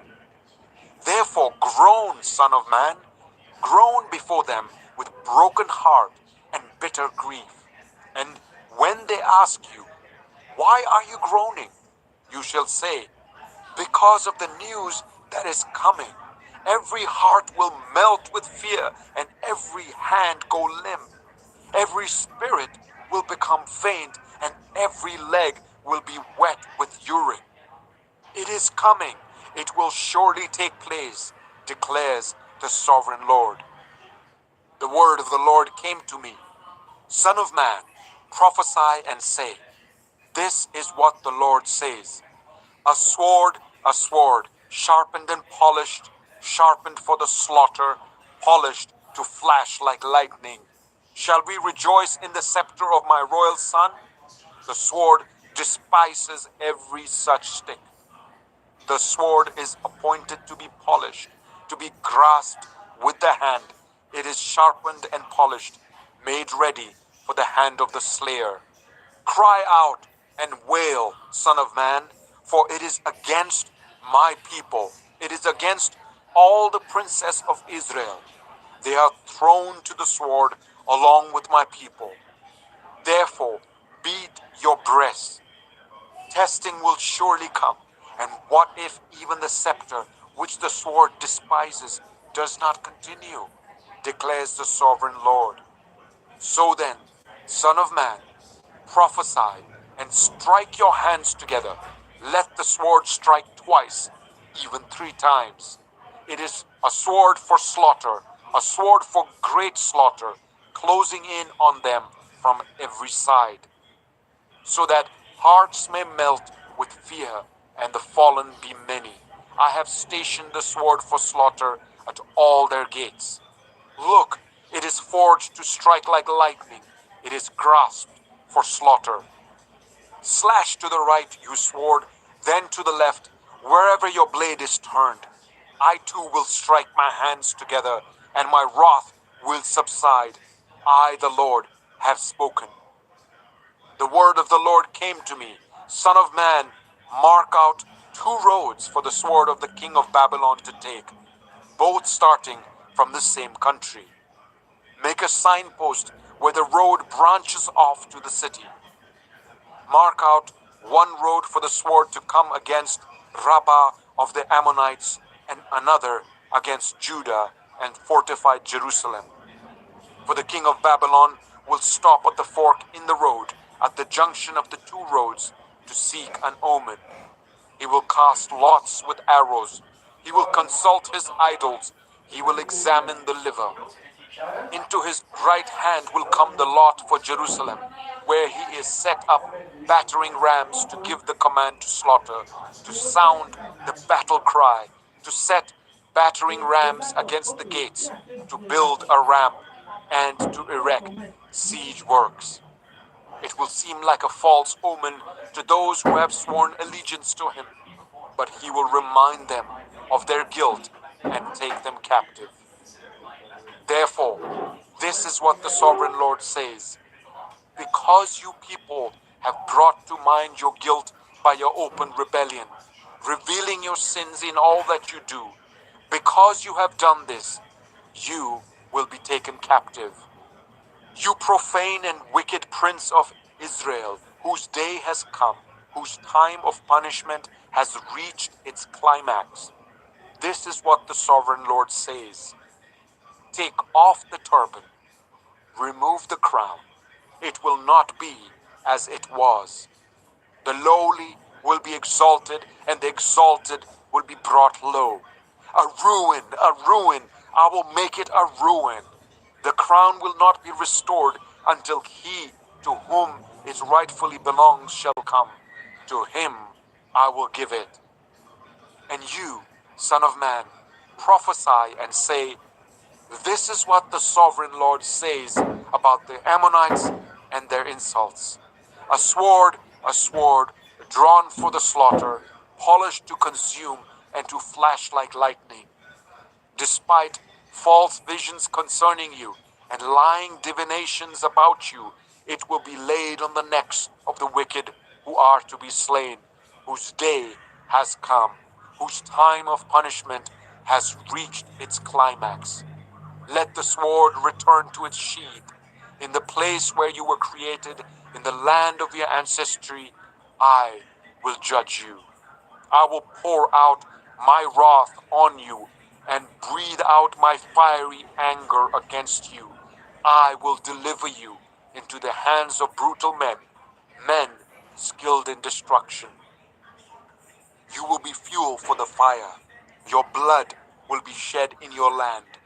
You will be remembered no more, for I, the Lord, have spoken. Ezekiel 22. The word of the Lord came to me. Son of man, will you judge her? Will you judge this city of bloodshed? Then confront her with all her detestable practices and say, this is what the sovereign Lord says. You city that brings on herself doom by shedding blood in her midst and defiles herself by making idols. You have become guilty because of the blood you have shed and have become defiled by the idols you have made. You have brought your days to a close, and the end of your years has come. Therefore, I will make you an object of scorn to the nations and a laughing stock to all the countries. Those who are near and those who are far away will mock you, you infamous city full of turmoil. See how each of the princes of Israel who are in you uses his power to shed blood. In you they have treated father and mother with contempt. In you they have oppressed the foreigner and ill-treated the fatherless and the widow. You have despised my holy things and desecrated my Sabbats. In you are slanderers who are bent on shedding blood. In you are those who eat at the mountain shrines and commit lewd acts. In you are those who dishonor their father's bed. In you are those who violate women during their period, when they are ceremonially unclean. In you One man commits a detestable offense with his neighbor's wife. Another shamefully defiles his daughter-in-law. And another violates his sister, his own father's daughter. In you are people who accept bribes to shed blood. You take interest and make a profit from the poor. You extort unjust gain from your neighbors, and you have forgotten me, declares the sovereign Lord. I will surely strike my hands together at the unjust gain you have made and at the blood you have shed in your midst. Will your courage endure, or your hands be strong in the day I deal with you? I, the Lord, have spoken, and I will do it.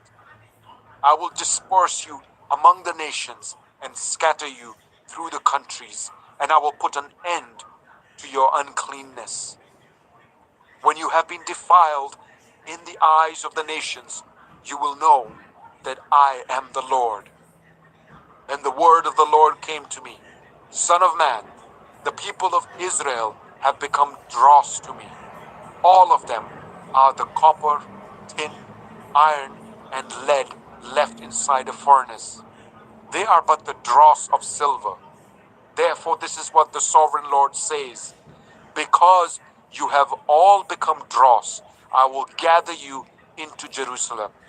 As silver, copper, iron, lead, and tin are gathered into a furnace to be melted with a fiery blast, so will I gather you in my anger and my wrath and put you inside the city and melt you. I will gather you and I will blow on you with my fiery wrath, and you will be melted inside her.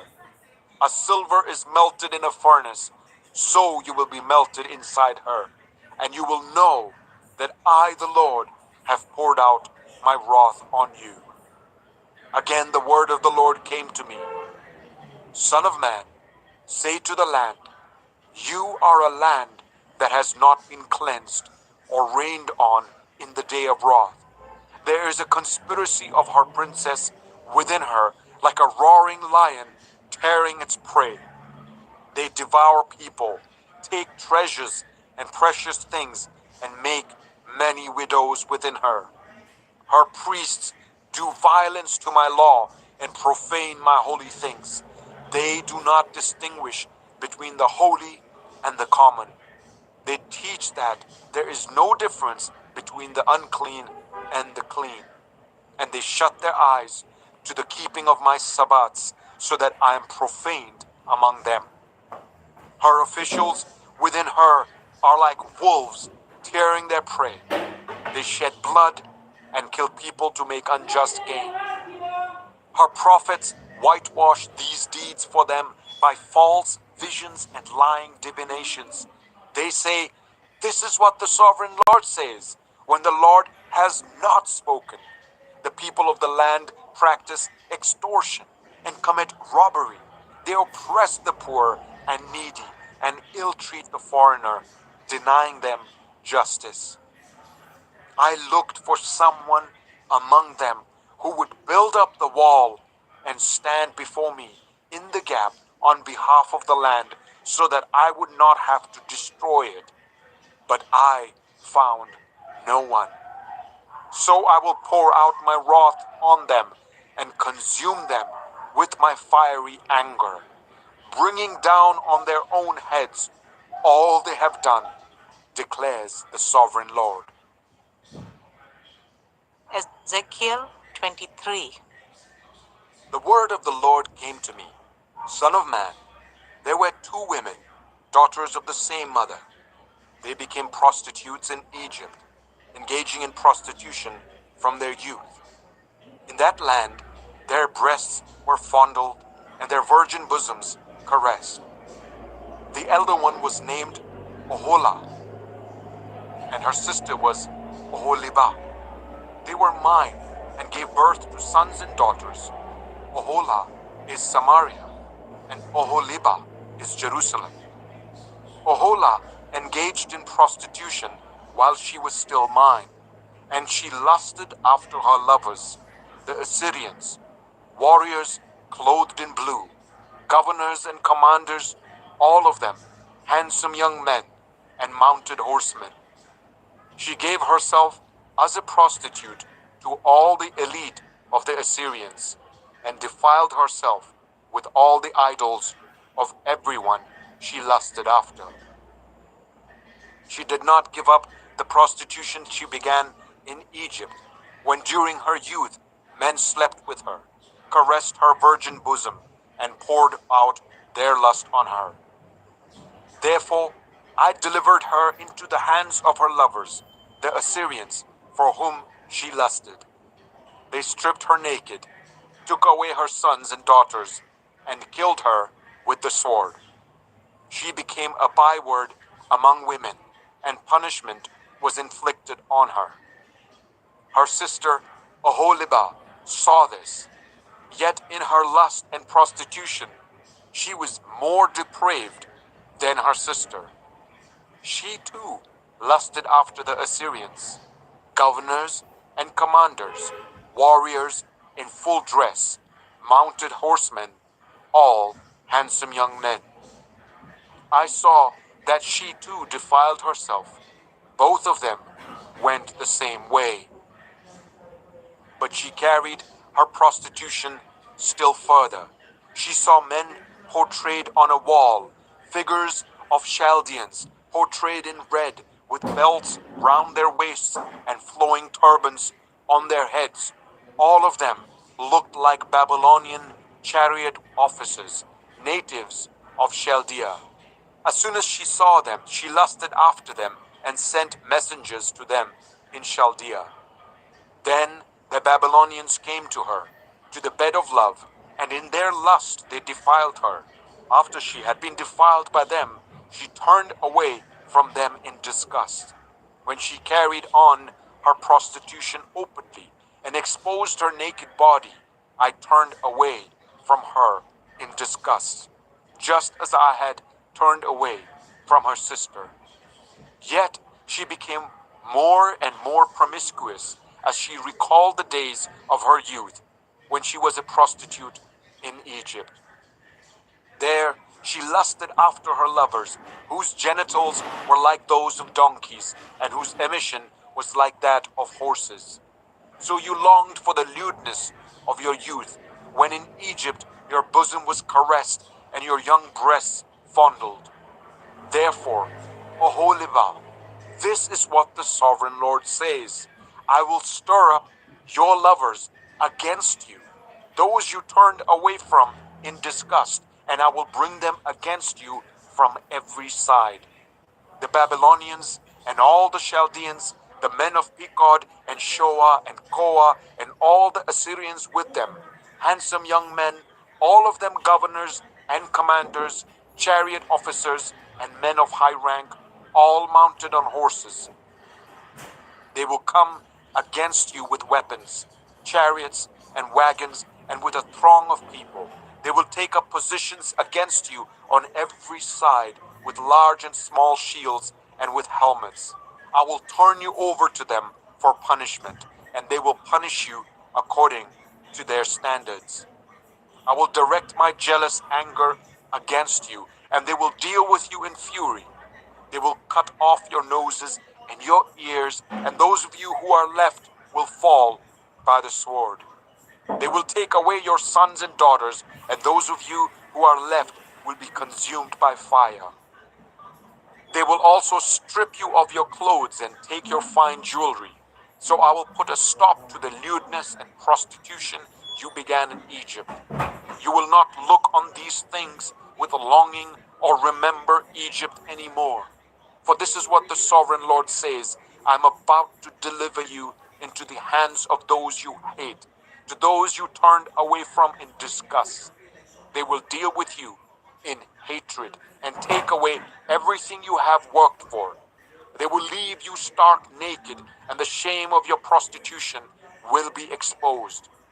Your lewdness and promiscuity have brought this on you, because you lusted after the nations and defiled yourself with their idols. You have gone the way of your sister, so I will put her cup into your hand. This is what the sovereign Lord says.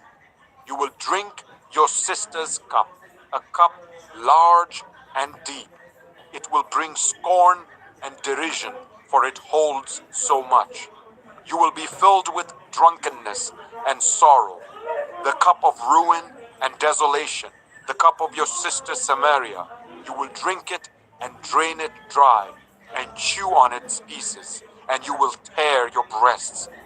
I have spoken, declares the sovereign Lord. Therefore, this is what the sovereign Lord says. Since you have forgotten me and turned your back on me, you must bear the consequences of your lewdness and prostitution. The Lord said to me, Son of man, will you judge Oholah and Oholibah? Then confront them with their detestable practices, for they have committed adultery and blood is on their hands. They committed adultery with their idols. They even sacrificed their children, whom they bore to me, as food for them. They have also done this to me. At that same time, they defiled my sanctuary and desecrated my Sabbats. On the very day they sacrificed their children to their idols, they entered my sanctuary and desecrated it. That is what they did in my house. They even sent messengers for men who came from far away. And when they arrived, you bathed yourself for them, applied eye makeup, and put on your jewelry. You sat on an elegant couch with a table spread before it, on which you had placed the incense and olive oil that belonged to me. The noise of a carefree crowd was around her. Drunkards were brought from the desert along with men from the rabble, and they put bracelets on the wrists of the woman and her sister and beautiful crowns on their heads. Then I said about the one worn out by adultery, Now let them use her as a prostitute, for that is all she is. And they slept with her, as men sleep with a prostitute. So they slept with those lewd women, Oholah and Oholibah. But righteous judges will sentence them to the punishment of women who commit adultery and shed blood, because they are adulterers and blood is on their hands. This is what the sovereign Lord says. Bring a mob against them and give them over to terror and plunder. The mob will stone them and cut them down with their swords. They will kill their sons and daughters and burn down their houses. So I will put an end to lewdness in the land, that all women may take warning and not imitate you. You will suffer the penalty for your lewdness and bear the consequences of your sins of idolatry. Then you will know that I am the sovereign Lord. Ezekiel 24. In the 9th year, in the 10th month, on the 10th day, the word of the Lord came to me. Son of man, record this date, this very date, because the king of Babylon has laid siege to Jerusalem this very day. Tell this rebellious people a parable and say to them, This is what the sovereign Lord says. Put on the cooking pot, put it on and pour water into it. Put into it the pieces of meat, all the choice pieces, the leg and the shoulder. Fill it with the best of these bones.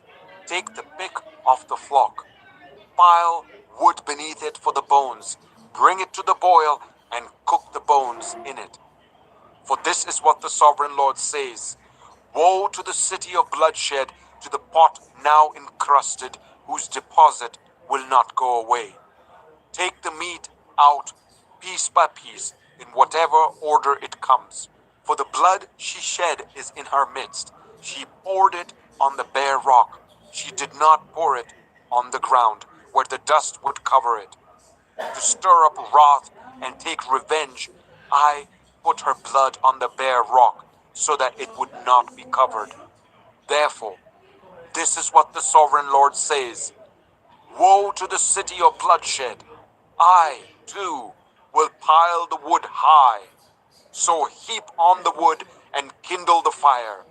Cook the meat well, mixing in the spices, and let the bones be charred. Then set the empty pot on the coals till it becomes hot and its copper glows, so that its impurities may be melted and its deposit burned away. It has frustrated all efforts. Its heavy deposit has not been removed, not even by fire.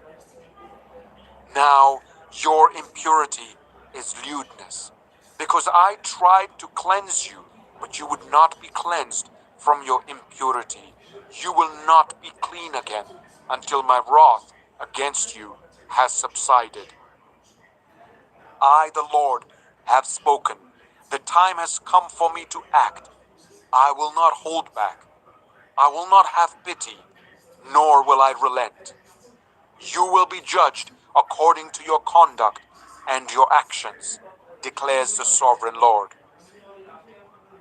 The word of the Lord came to me. Son of man, with one blow I am about to take away from you the delight of your eyes. Yet do not lament or weep or shed any tears. Groan quietly. Do not mourn for the dead.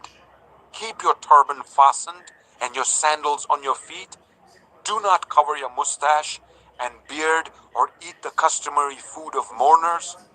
So I spoke to the people in the morning, and in the evening my wife died. The next morning I did as I had been commanded. Then the people asked me, won't you tell us what these things have to do with us? Why are you acting like this?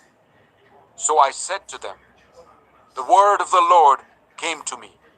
Say to the people of Israel, this is what the sovereign Lord says. I am about to desecrate my sanctuary, the stronghold in which you take pride, the delight of your eyes, the object of your affection. The sons and daughters you left behind will fall by the sword, and you will do as I have done. You will not cover your mustache and beard or eat the customary food of mourners. You will keep your turbans on your heads and your sandals on your feet. You will not mourn or weep, but will waste away because of your sins and groan among yourselves. Ezekiel will be a sign to you. You will do just as he has done. When this happens, you will know that I am the sovereign Lord. And you, son of man, on the day I take away their stronghold, their joy and glory, the delight of their eyes, their heart's desire, and their sons and daughters as well, on that day a fugitive will come to tell you the news. At that time, your mouth will be opened. You will speak with him and will no longer be silent. So you will be a sign to them, and they will know that I am the Lord. Ezekiel 25. The word of the Lord came to me. Son of man, set your face against the Ammonites and prophesy against them. Say to them, hear the word of the sovereign Lord. This is what the sovereign Lord says, because you said, aha, over my sanctuary when it was desecrated, and over the land of Israel when it was laid waste, and over the people of Judah when they went into exile. Therefore, I'm going to give you to the people of the east as a possession. They will set up their camps and pitch their tents among you. They will eat your fruit and drink your milk. I will turn Rabbah into a pasture for camels and Ammon into a resting place for sheep. Then you will know that I am the Lord. For this is what the sovereign Lord says. Because you have clapped your hands and stamped your feet, rejoicing with all the malice of your heart against the land of Israel, therefore I will stretch out my hand against you and give you as plunder to the nations. I will wipe you out from among the nations and exterminate you from the countries. I will destroy you, and you will know that I am the Lord. This is what the sovereign Lord says. Because Moab and Seir said, "Look, Judah has become like all the other nations," therefore I will expose the flank of Moab, beginning at its frontier towns, Beth Jeshimoth, Baal-meon, and Kiriathaim, the glory of that land. I will give Moab along with the Ammonites to the people of the east as a possession, so that Ammonites will not be remembered among the nations, and I will inflict punishment on Moab. Then they will know that I am the Lord. This is what the sovereign Lord says. Because Edom took revenge on Judah and became very guilty by doing so, therefore, this is what the sovereign Lord says. I will stretch out my hand against Edom and kill both man and beast. I will lay it waste, and from Teman to Dedan they will fall by the sword. I will take vengeance on Edom by the hand of my people Israel, and they will deal with Edom in accordance with my anger and my wrath. They will know my vengeance, declares the sovereign Lord. This is what the sovereign Lord says. Because the Philistines acted in vengeance and took revenge with malice in their hearts, and with ancient hostility sought to destroy Judah, therefore, this is what the sovereign Lord says. I am about to stretch out my hand against the Philistines, and I will wipe out the Kerethites and destroy those remaining along the coast. I will carry out great vengeance on them and punish them in my wrath. Then they will know that I am the Lord when I take vengeance on them. Ezekiel 26. In the 11th month of the 12th year, on the first day of the month, the word of the Lord came to me. Son of man, because Tyre has said of Jerusalem, "Aha!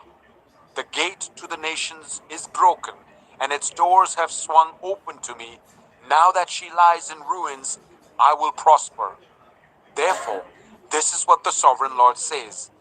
I am against you, Tyre, and I will bring many nations against you, like the sea casting up its waves. They will destroy the walls of Tyre and pull down her towers. I will scrape away her rubble and make her a bare rock. Out in the sea she will become a place to spread fishing nets, for I have spoken, declares the sovereign Lord. She will become plunder for the nations, and her settlements on the mainland will be ravaged by the sword. Then they will know that I am the Lord. For this is what the sovereign Lord says. From the north I am going to bring against Tyre Nebuchadnezzar, king of Babylon, king of kings, with horses and chariots, with horsemen and a great army. He will ravage your settlements on the mainland with the sword. He will set up siege works against you, build a ramp up to your walls, and raise his shields against you. He will direct the blows of his battering rams against your walls and demolish your towers with his weapons. His horses will be so many that they will cover you with dust. Your walls will tremble at the noise of the war horses, wagons, and chariots when he enters your gates, as men enter a city whose walls have been broken through. The hoofs of his horses will trample all your streets. He will kill your people with the sword, and your strong pillars will fall to the ground. They will plunder your wealth and loot your merchandise. They will break down your walls and demolish your fine houses and throw your stones, timber, and rubble into the sea. I will put an end to your noisy songs, and the music of your harps will be heard no more. I will make you a bare rock, and you will become a place to spread fishing nets. You will never be rebuilt, for I, the Lord, have spoken, declares the sovereign Lord. This is what the sovereign Lord says to Tyre. Will not the coastlands tremble at the sound of your fall, when the wounded groan and the slaughter takes place in you? Then all the princes of the coast will step down from their thrones and lay aside their robes and take off their embroidered garments. Clothed with terror, they will sit on the ground, trembling every moment, appalled at you. Then they will take up a lament concerning you and say to you, how you are destroyed, city of renown, peopled by men of the sea. You were a power on the seas. You and your citizens, you put your terror on all who lived there.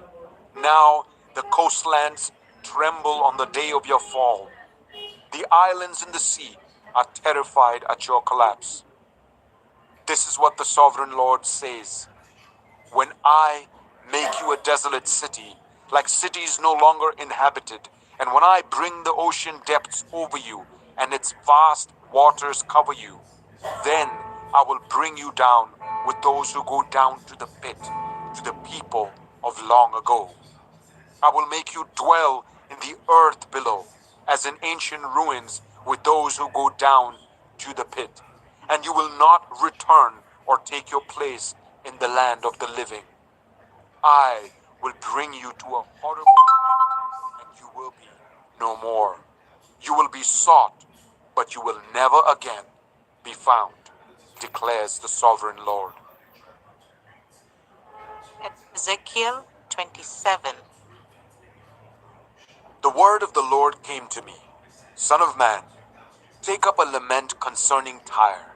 Say to Tyre, situated at the gateway to the sea, merchant of peoples on many coasts, this is what the sovereign Lord says. You say, Tyre, I'm perfect in beauty. Your domain was on the high seas. Your builders brought your beauty to perfection. They made all your timbers of juniper from Senir. They took a cedar from Lebanon to make a mast for you. Of oaks from Bashan, they made your oars. Of cypress wood from the coasts of Cyprus, they made your deck, adorned with ivory. Fine embroidered linen from Egypt was your sail and served as your banner. Your awnings were of blue and purple from the coasts of Elisha. Men of Sidon and Arvad were your oarsmen. Your skilled men, Tyre, were aboard as your sailors. Veteran craftsmen of Byblos were on board as shipwrights to caulk your seams. All the ships of the sea and their sailors came alongside to trade for your wares. Men of Persia, Lydia, and Put served as soldiers in your army. They hung their shields and helmets on your walls, bringing your splendor. Men of Arvad and Helek guarded your walls on every side. Men of Gamad were in your towers. They hung their shields around your walls. They brought your beauty to perfection. Tarshish did business with you because of your great wealth of goods. They exchanged silver, iron, tin, and lead for your merchandise. Greece, Tubal, and Meshech did business with you. They traded human beings and articles of bronze for your wares. Men of Beth Togarmah exchanged chariot horses, cavalry horses, and mules for your merchandise. The men of Rhodes traded with you, and many coastlands were your customers. They paid you with ivory tusks and ebony. Aram did business with you because of your many products. They exchanged turquoise, purple fabric, embroidered work, fine linen, coral, and rubies for your merchandise. Judah and Israel traded with you. They exchanged wheat from Minnith and confections, honey, olive oil, and balm for your wares. Damascus did business with you because of your many products and great wealth of goods. They offered wine from Helbon, wool from Zahar, and casks of wine from Izal in exchange for your wares. wrought iron, cassia, and calamus. Dedan traded in saddle blankets with you. Arabia and all the princes of Kedar were your customers. They did business with you in lambs, rams, and goats. The merchants of Sheba and Ramah traded with you. For your merchandise, they exchanged the finest of all kinds of spices and precious stones and gold. Haran, Caneh, and Eden, and merchants of Sheba, Ashur, and Gilmad traded with you.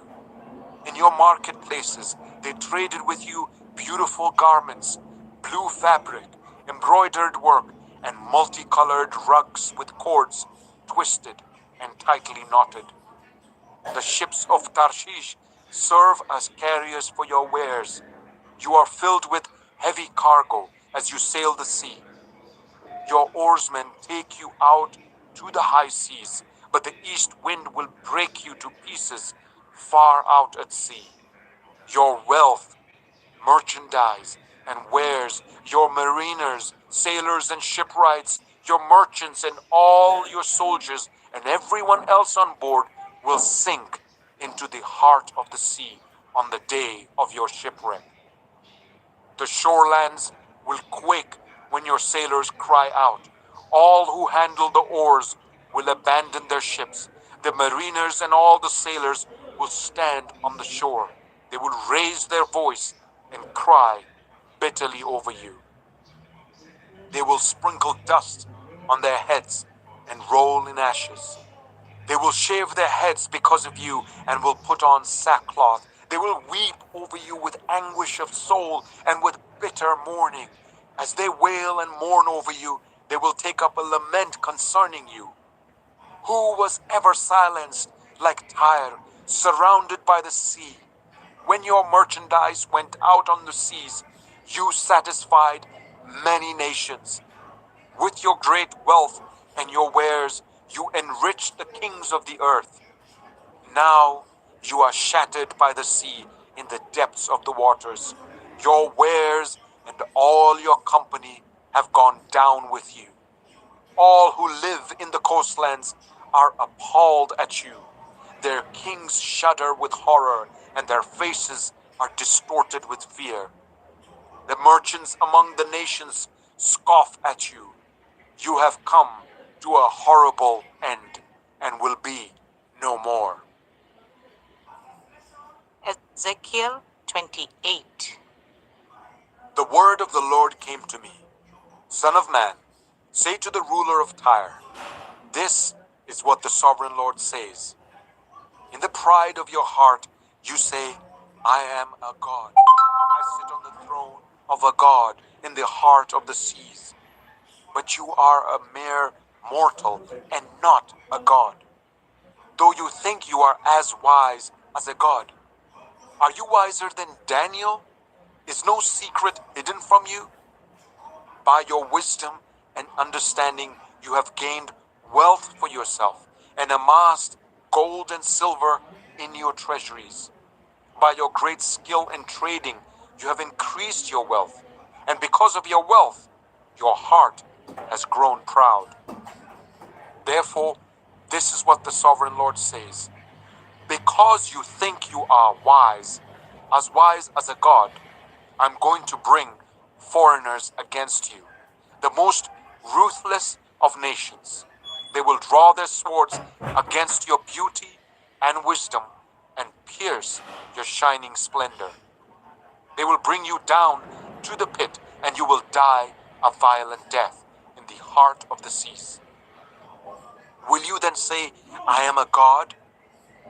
In the presence of those who kill you, you will be but a mortal, not a god, in the hands of those who slay you. You will die the death of the uncircumcised at the hands of foreigners. I have spoken, declares the sovereign Lord. The word of the Lord came to me. Son of man, take up a lament concerning the king of Tyre, and say to him, this is what the sovereign Lord says. You were the seal of perfection, full of wisdom and perfect in beauty. You were in Eden, the garden of God. Every precious stone adorned you. carnelian, chrysolite and emerald, topaz, onyx and jasper, lapis lazuli, turquoise and beryl. Your settings and mountings were made of gold. On the day you were created, they were prepared. You were anointed as a guardian cherub, for so I ordained you. You were on the holy mount of God. You walked among the fiery stones. You were blameless in your ways from the day you were created till wickedness was found in you. Through your widespread trade, you were filled with violence, and you sinned. So I drove you in disgrace from the mount of God, and I expelled you, guardian cherub, from among the fiery stones. Your heart became proud on account of your beauty, and you corrupted your wisdom because of your splendor. So I threw you to the earth. I made a spectacle of you before kings. By your many sins and dishonest trade, you have desecrated your sanctuaries. So I made a fire come out from you, and it consumed you. And I reduced you to ashes on the ground in the sight of all who were watching. All the nations who knew you are appalled at you. You have come to a horrible end and will be no more. The word of the Lord came to me. Son of man, set your face against Sidon. Prophesy against her and say, this is what the sovereign Lord says. I am against you, Sidon, and among you I will display my glory. You will know that I am the Lord when I inflict punishment on you, and within you am proved to be holy.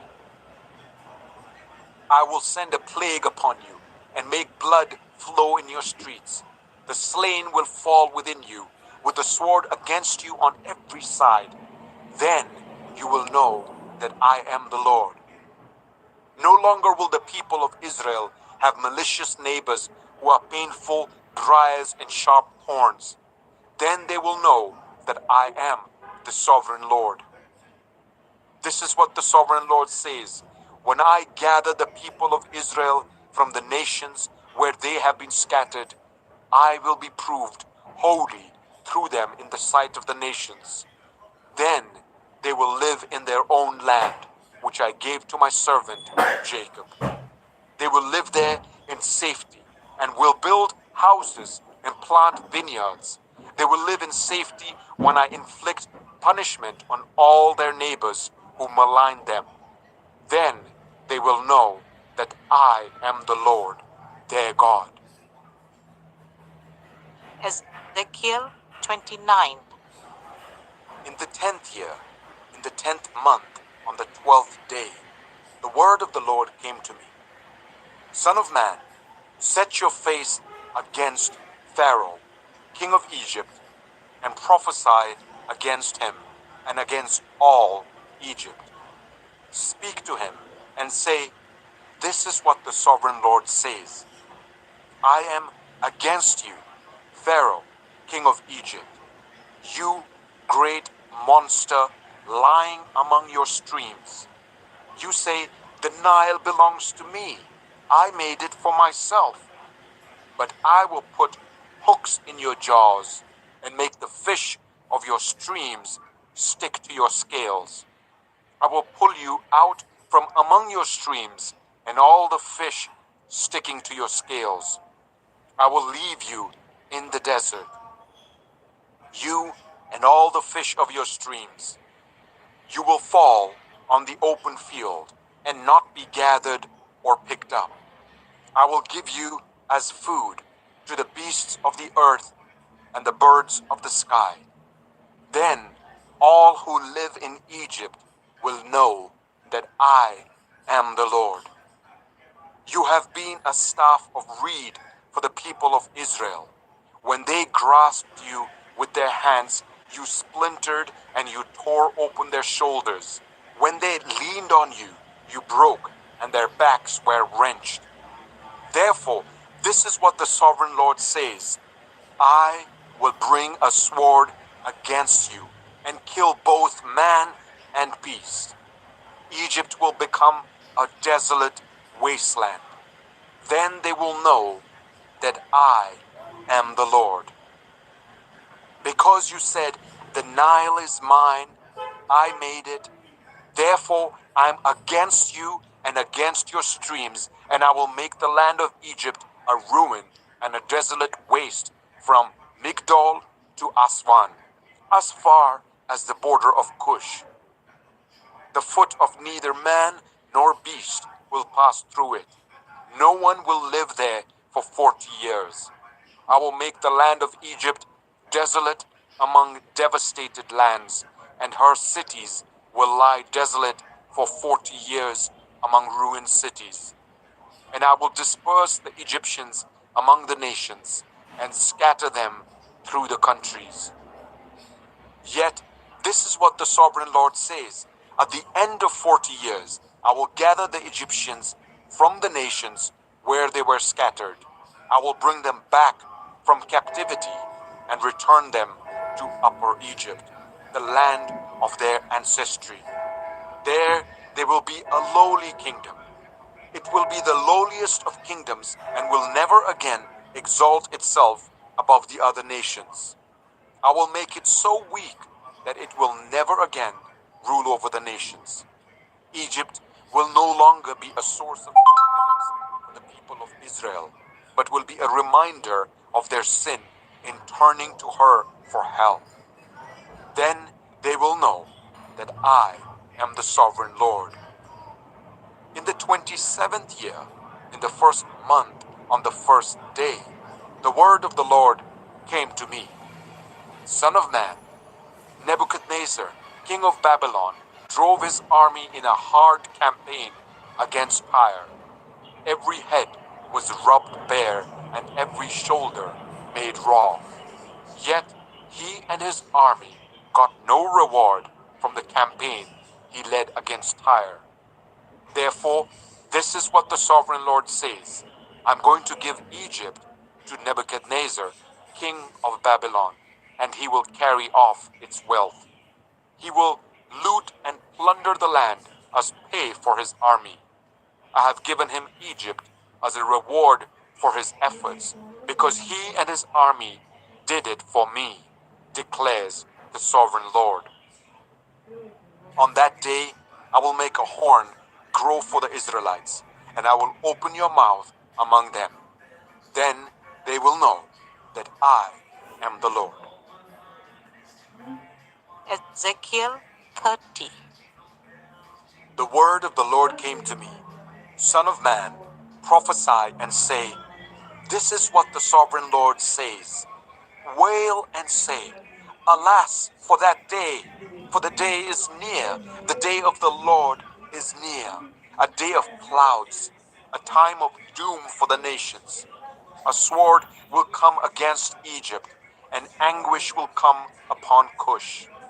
When the slain fall in Egypt, her wealth will be carried away, and her foundations torn down. Cush and Libya, Lydia and all Arabia, Kub and the people of the covenant land will fall by the sword along with Egypt. This is what the Lord says. The allies of Egypt will fall, and her proud strength will fail. From Migdol to Aswan, they will fall by the sword within her, declares the sovereign Lord. They will be desolate among desolate lands, and their cities will lie among ruined cities. Then they will know that I am the Lord, when I set fire to Egypt, and all her helpers are crushed. On that day, messengers will go out from me in ships to frighten Cush out of her complacency. Anguish will take hold of them on the day of Egypt's doom, for it is sure to come. This is what the sovereign Lord says. I will put an end to the hordes of Egypt by the hand of Nebuchadnezzar, king of Babylon. He and his army, the most ruthless of nations, will be brought in to destroy the land. They will draw their swords against Egypt and fill the land with the slain. I will dry up the waters of the Nile and sell the land to an evil nation. By the hand of foreigners I will lay waste the land and everything in it. I, the Lord, have spoken. This is what the sovereign Lord says. I will destroy the idols and put an end to the images in Memphis. No longer will there be a prince in Egypt, and I will spread fear throughout the land. I will lay waste Upper Egypt, set fire to Zoan, and inflict punishment on Thebes. I will pour out my wrath on Pelusium, the stronghold of Egypt, and wipe out the hordes of Thebes. I will set fire to Egypt. Pelusium will writhe in agony. Thebes will be taken by storms. Memphis will be in constant distress. The young men of Heliopolis and Bubastis will fall by the sword, and the cities themselves will go into captivity. Dark will be the day at Tahpenes when I break the yoke of Egypt. There her proud strength will come to an end. She will be covered with clouds, and her villages will go into captivity. So I will inflict punishment on Egypt, and they will know that I am the Lord. In the 11th year, in the first month on the 7th day, the word of the Lord came to me. Son of man, I have broken the arm of Pharaoh, king of Egypt. It has not been bound up to be healed or put in a splint so that it may become strong enough to hold a sword. Therefore, this is what the sovereign Lord says. I am against Pharaoh, king of Egypt. I will break both his arms, the good arm as well as the broken one, and make the sword fall from his hand. I will disperse the Egyptians among the nations and scatter them through the countries. I will strengthen the arms of the king of Babylon and put my sword in his hand. But I will break the arms of Pharaoh, and he will groan before him like a mortally wounded man. I will strengthen the arms of the king of Babylon, but the arms of Pharaoh will fall limp. Then they will know that I am the Lord, when I put my sword into the hand of the king of Babylon, and he brandishes it against Egypt. I will disperse the Egyptians among the nations and scatter them through the countries. Then they will know that I am the Lord. Ezekiel 31. In the 11th year, in the 3rd month, on the 1st day, the word of the Lord came to me. Son of man, say to Pharaoh, king of Egypt, and to his hordes, who can be compared with you in majesty? Consider Assyria, once a cedar in Lebanon with beautiful branches overshadowing the forest. It towered on high, its top above the thick foliage. The waters nourished it. Deep springs made it grow tall. Their streams flowed all around its base and sent their channels to all the trees of the field. So it towered higher than all the trees of the field. Its boughs increased and its branches grew long, spreading because of abundant waters. All the birds of the sky nested in its boughs. All the wild animals gave birth under its branches. All the great nations lived in its shade. It was majestic in beauty, with its spreading boughs, for its roots went down to abundant waters. The cedars in the garden of God could not rival it, nor could the junipers equal its boughs, nor could the plane trees compare with its branches. No tree in the garden of God could match its beauty. I made it beautiful with abundant branches, the envy of all the trees of Eden in the garden of God. Therefore, this is what the sovereign Lord says. Because the great cedar towered over the thick foliage, and because it was proud of its height, I gave it into the hands of the ruler of the nations, for him to deal with according to its wickedness. I cast it aside, and the most ruthless of foreign nations cut it down. and left it. Its boughs fell on the mountains and in all the valleys. Its branches lay broken in all the ravines of the land. All the nations of the earth came out from under its shade and left it. All the birds settled on the fallen tree, and all the wild animals lived among its branches. Therefore, no other trees by the waters are ever to tower proudly on high, lifting their tops above the thick foliage. No other trees so well watered are ever to reach such a height.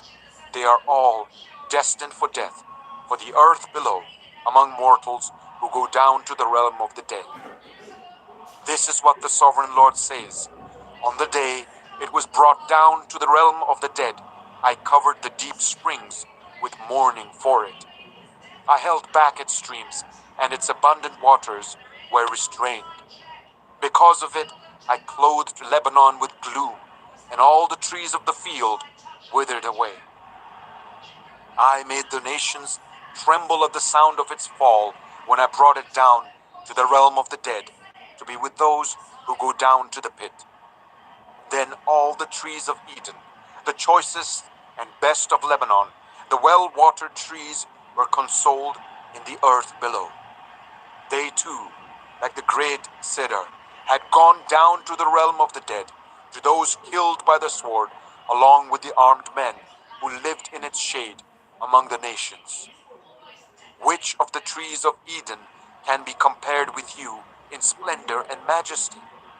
Yet you, too, will be brought down with the trees of Eden to the earth below. You will lie among the uncircumcised with those killed by the sword. This is Pharaoh and all his hordes, declares the Sovereign Lord. Ezekiel 32. In the 12th year, in the 12th month, on the first day, the word of the Lord came to me. Son of man, take up a lament concerning Pharaoh, king of Egypt, and say to him, you are like a lion among the nations. You are like a monster in the seas, thrashing about in your streams, churning the water with your feet, and muddying the streams. This is what the Sovereign Lord says. With a great throng of people, I will cast my net over you, and they will haul you up in my net. I will throw you on the land and hurl you on the open field. I will let all the birds of the sky settle on you, and all the wild animals gorge themselves on you. I will spread your flesh on the mountains and fill the valleys with your remains. I will drench the land with your flowing blood all the way to the mountains, and the ravines will be filled with your flesh. When I snuff you out, I will cover the heavens and darken their stars. I will cover the sun with a cloud, and the moon will not give its light. All the shining lights in the heavens I will darken over you. I will bring darkness over your land, declares the Sovereign Lord. I will trouble the hearts of many peoples when I bring about your destruction among the nations, among lands you have not known. I will cause many peoples to be appalled at you, and their kings will shudder with horror because of you when I brandish my sword before them. On the day of your downfall, each of them will tremble every moment for his life. For this is what the Sovereign Lord says. The sword of the king of Babylon will come against you. I will cause your hordes to fall by the swords of mighty men, the most ruthless of all nations. They will shatter the pride of Egypt, and all her hordes will be overthrown. I will destroy all her cattle from beside abundant waters, no longer to be stirred by the foot of man, or muddied by the hooves of cattle. Then I will let her waters settle, and make her streams flow like oil, declares the Sovereign Lord. When I make Egypt desolate and strip the land of everything in it, when I strike down all who live there, then they will know that I am the Lord. This is the lament they will chant for her. The daughters of the nations will chant it. For Egypt and all her hordes, they will chant it, declares the sovereign Lord. In the 12th year, on the 15th day of the month, the word of the Lord came to me. Son of man, wail for the hordes of Egypt, and consign to the earth below both her and the daughters of mighty nations, along with those who go down to the pit. Say to them, are you more favored than others? Go down and be laid among the uncircumcised. They will fall among those killed by the sword. The sword is drawn. Let her be dragged off with all her hordes.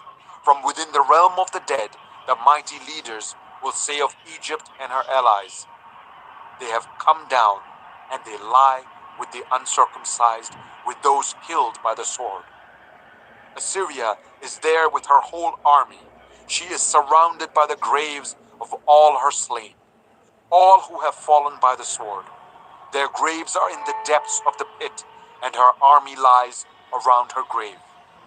All who had spread terror in the land of the living are slain, fallen by the sword. Elam is there with all her hordes around her grave.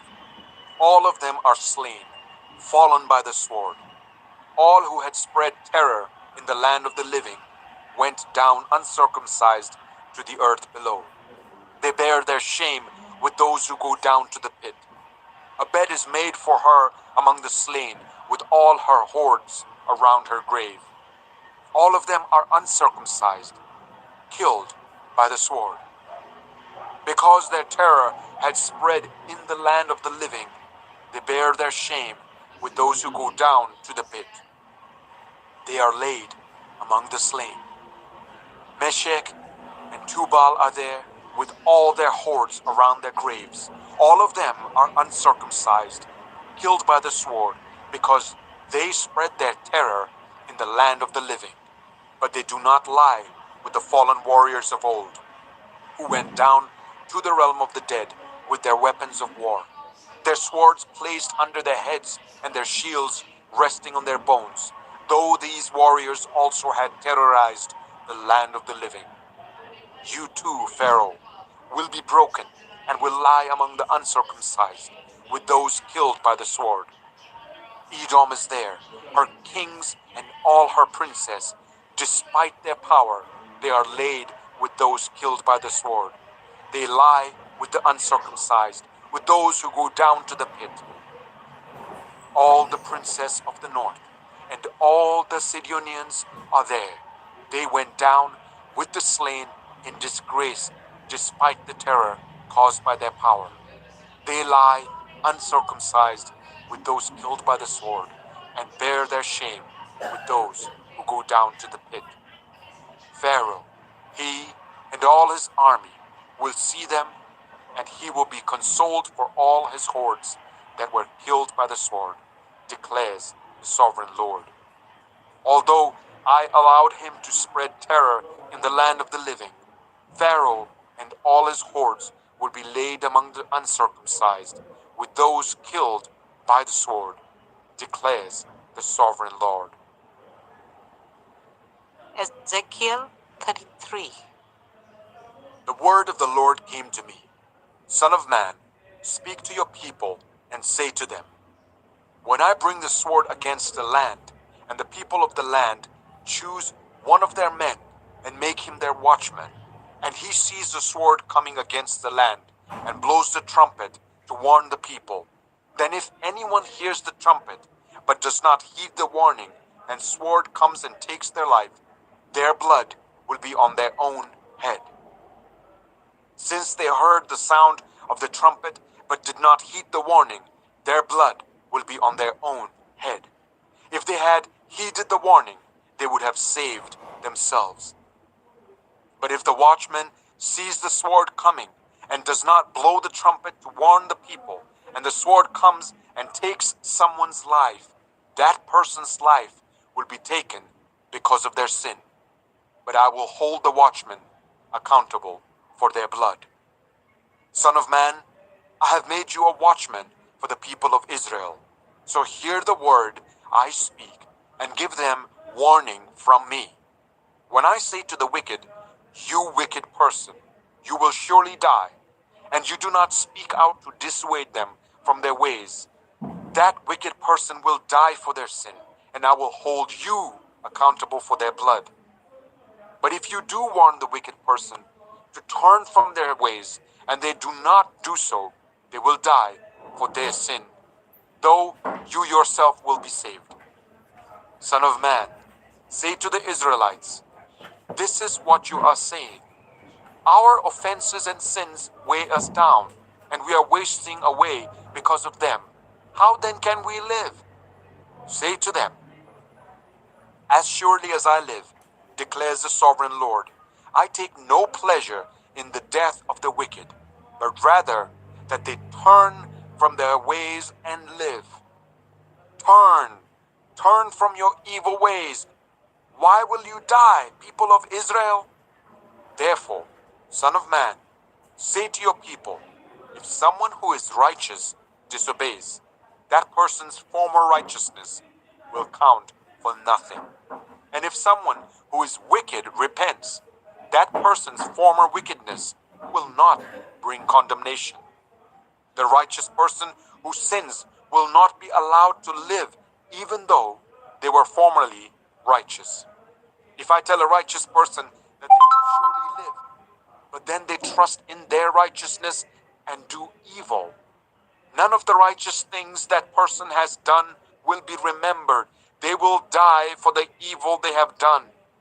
And if I say to a wicked person, you will surely die, but they then turn away from their sin and do what is just and right, if they give back what they took in pledge for a loan, return what they have stolen, follow the decrees that give, do no evil, that person will surely live. They will not die. None of the sins that person has committed will be remembered against them. They have done what is just and right. They will surely live. Yet your people say, the way of the Lord is not just, but it is their way not just. If a righteous person turns from their righteousness and does evil, they will die for it. And if a wicked person turns away from their wickedness and does what is just and right, they will live by doing so. Yet you Israelites say, the way of the Lord is not just, but I will judge each of you according to your own ways. In the 12th year of our exile, in the 10th month, on the 5th day, a man who had escaped from Jerusalem came to me and said, the city has fallen. Now the evening before the man arrived, the hand of the Lord was on me, and he opened my mouth before the man came to me in the morning. So my mouth was opened, and I was no longer silent. Then the word of the Lord came to me, Son of man, the people living in those ruins in the land of Israel are saying, Abraham was only one man, yet he possessed the land. But we are many. Surely the land has been given to us as our possession. Therefore, say to them, this is what the sovereign Lord says. Since you eat meat with the blood still in it, and look to your idols and shed blood, should you then possess the land? You rely on your sword. You do detestable things, and each of you defiles his neighbor's wife. Should you then possess the land? Say this to them. This is what the sovereign Lord says. As surely as I live, those who are left in the ruins will fall by the sword. Those out in the country I will give to the wild animals to be devoured, and those in strongholds and caves will die of a plague. I will make the land a desolate waste, and her proud strength will come to an end, and the mountains of Israel will become desolate so that no one will cross them. Then they will know that I am the Lord, when I have made the land a desolate waste because of all the detestable things they have done. As for you, Son of man, your people are talking together about you by the walls and at the doors of the houses. saying to each other, "Come and hear the message that has come from the Lord." My people come to you, as they usually do, and sit before you to hear your words, but they do not put them into practice.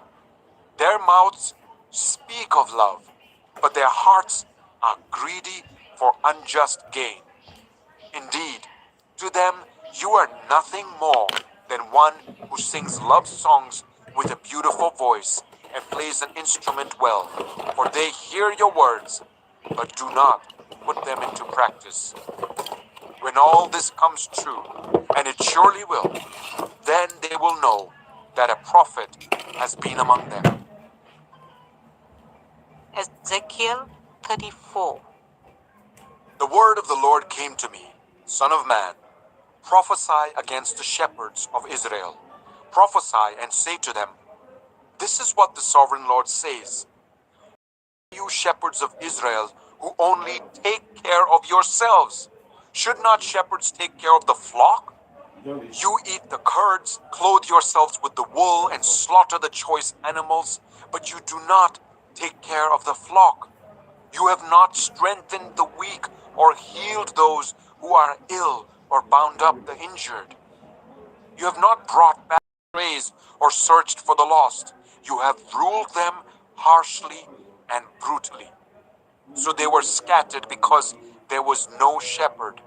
And when they were scattered, they became food for all the wild animals. My sheep wandered over all the mountains and on every high hill. They were scattered over the whole earth, and no one searched or looked for them. Therefore, you shepherds, hear the word of the Lord. As surely as I live, declares the sovereign Lord, because my flock lacks a shepherd, and so has been plundered and has become food for all the wild animals, and because my shepherds did not search for my flock, but cared for themselves rather than for my flock. Therefore, you shepherds, hear the word of the Lord. This is what the sovereign Lord says. I am against the shepherds and will hold them accountable for my flock. I will remove them from tending the flock so that the shepherds can no longer feed themselves. I will rescue my flock from their mouths, and it will no longer be food for them. For this is what the sovereign Lord says. I myself will search for my sheep and look after them.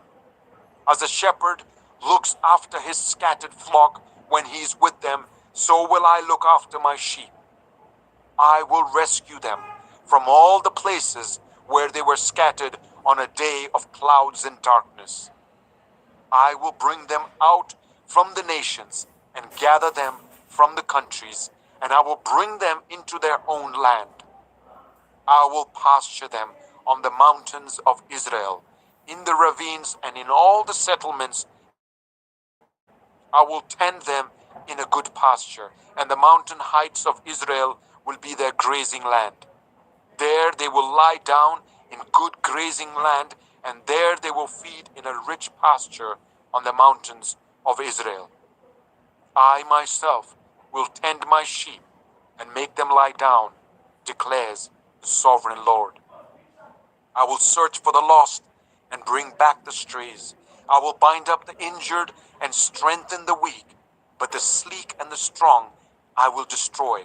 I will shepherd the flock with justice. As for you, my flock, this is what the sovereign Lord says. I will judge between one sheep and another, and between rams and goats. Is it not enough for you to feed on the good pasture? Must you also trample the rest of your pasture with your feet? Is it not enough for you to drink clear water? Must you also muddy the rest with your feet? Must my flock feed on what you have trampled and drink what you have muddied with your feet? Therefore, this is what the sovereign Lord says to them.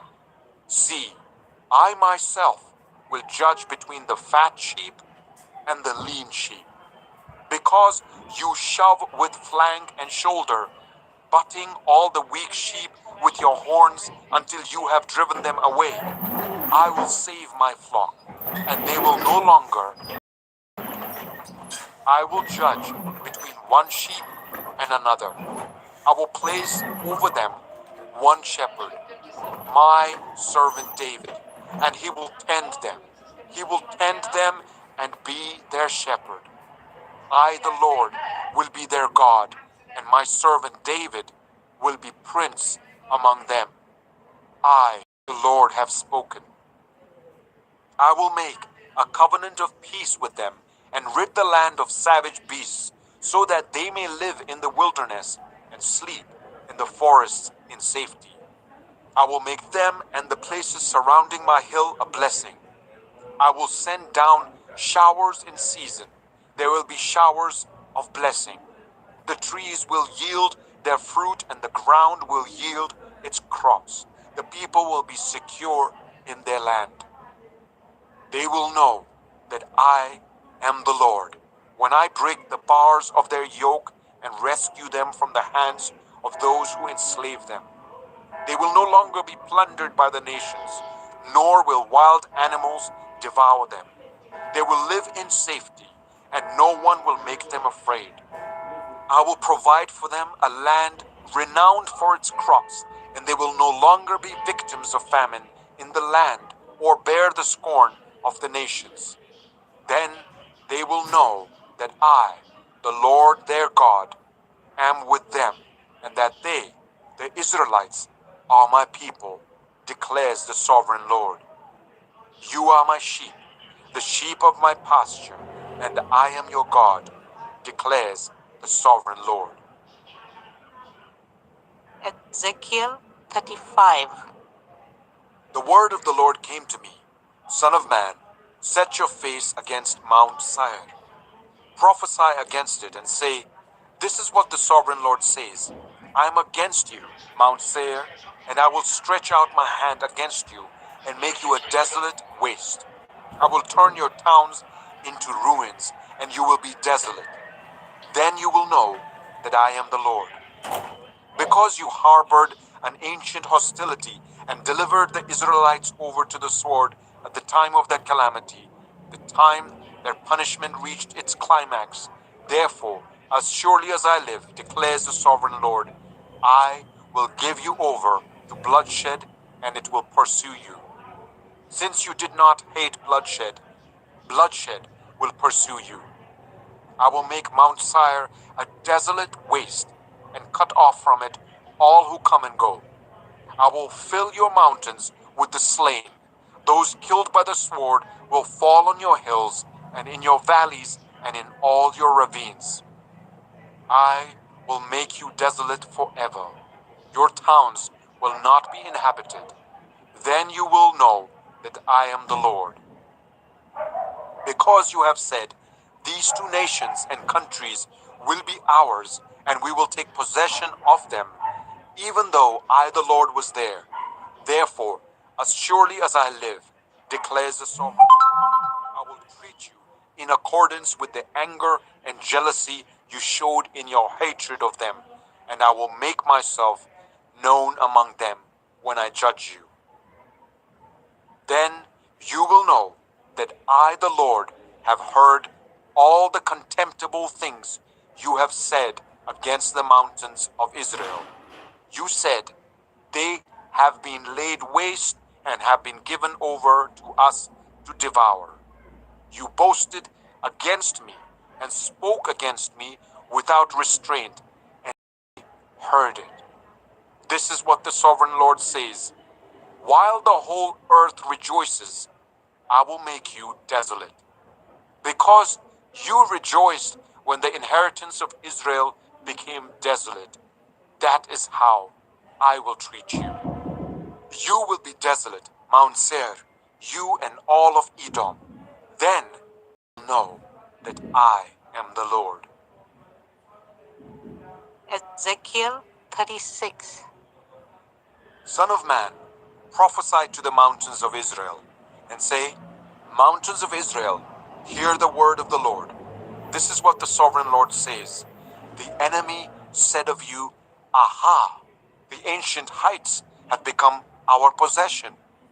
Therefore, prophesy and say, this is what the sovereign Lord says. Because they ravaged and crushed you from every side, so that you became the possession of the rest of the nations and the object of people's malicious talk and slander. Therefore, mountains of Israel, hear the word of the sovereign Lord. This is what the sovereign Lord says to the mountains and hills, to the ravines and valleys, to the desolate ruins and the deserted towns that have been plundered and ridiculed by the rest of the nations around you. This is what the sovereign Lord says. In my burning zeal, I have spoken against the rest of the nations and against Edom, for with glee and with malice in their hearts they made my land their own possession, so that they might plunder its pasture land. Therefore, prophesy concerning the land of Israel, and say to the mountains and hills, to the ravines and valleys, this is what the sovereign Lord says. I speak in my jealous wrath, because you have suffered the scorn of the nations. Therefore, this is what the sovereign Lord says. I swear with uplifted hand that the nations around you will also suffer scorn. But you, mountains of Israel, will produce branches and fruit for my people Israel, for they will soon come home. I am concerned for you, and will look on you with favor. You will be plowed and sown, and I will cause many people to live on you. Yes, all of Israel. The towns will be inhabited, and the ruins rebuilt. I will increase the number of people and animals living on you, and they will be fruitful and become numerous. I will settle people on you as in the past, and will make you prosper more than before. Then you will know that I am the Lord. I will cause people, my people Israel, to live on you. They will possess you, and you will be their inheritance. You will never again deprive them of their children. This is what the sovereign Lord says. Because some say to you, you devour people and deprive your nation of its children. Therefore, you will no longer devour people or make your nation childless, declares the sovereign Lord. No longer will I make you hear the taunts of the nations, and no longer will you suffer the scorn of the peoples or cause your nation to fall, declares the sovereign Lord. Again, the word of the Lord came to me. Son of man, the people of Israel were living in their own land. They defiled it by their conduct and their actions. Their conduct was like a woman's monthly uncleanness in my sight. So I poured out my wrath on them, because they had shed blood in the land, and because they had defiled it with their idols. I dispersed them among the nations, and they were scattered through the countries. I judged them according to their conduct and their actions. And wherever they went among the nations, they profaned my holy name, for it was said of them, these are the Lord's people, and yet they had to leave his land. I had concern for my holy name, which the people of Israel profaned among the nations where they had gone.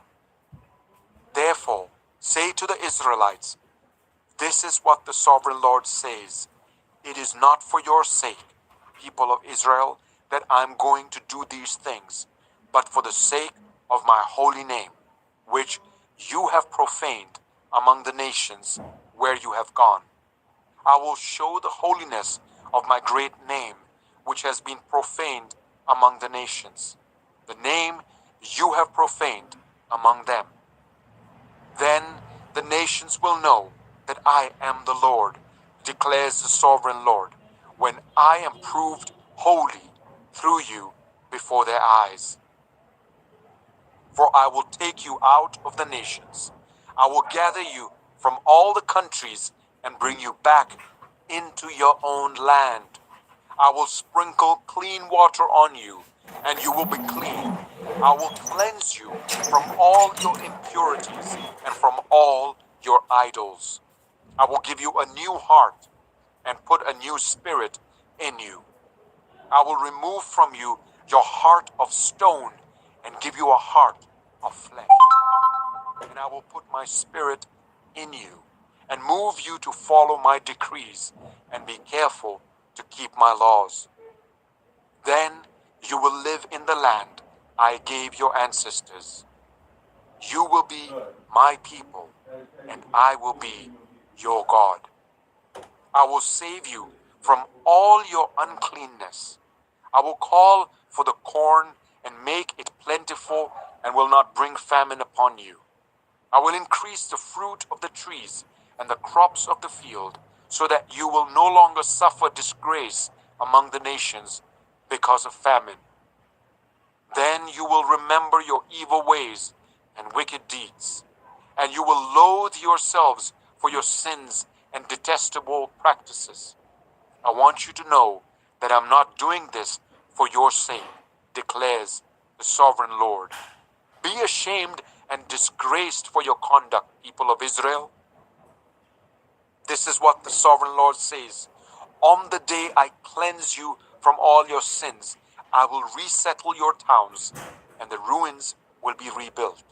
The desolate land will be cultivated instead of lying desolate in the sight of all who pass through it. They will say, this land that was laid waste has become like the Garden of Eden. The cities that were lying in ruins, desolate and destroyed, are now fortified and inhabited. Then the nations around you that remain will know that I, the Lord, have rebuilt what was destroyed and have replanted what was desolate. I, the Lord, have spoken, and I will do it. This is what the sovereign Lord says. Once I will yield to Israel's plea and do this for them. I will make their people as numerous as sheep, as numerous as the flocks for offerings at Jerusalem during her appointed festivals. So will the ruined cities be filled with flocks of people. Then they will know that I am the Lord. Ezekiel 37.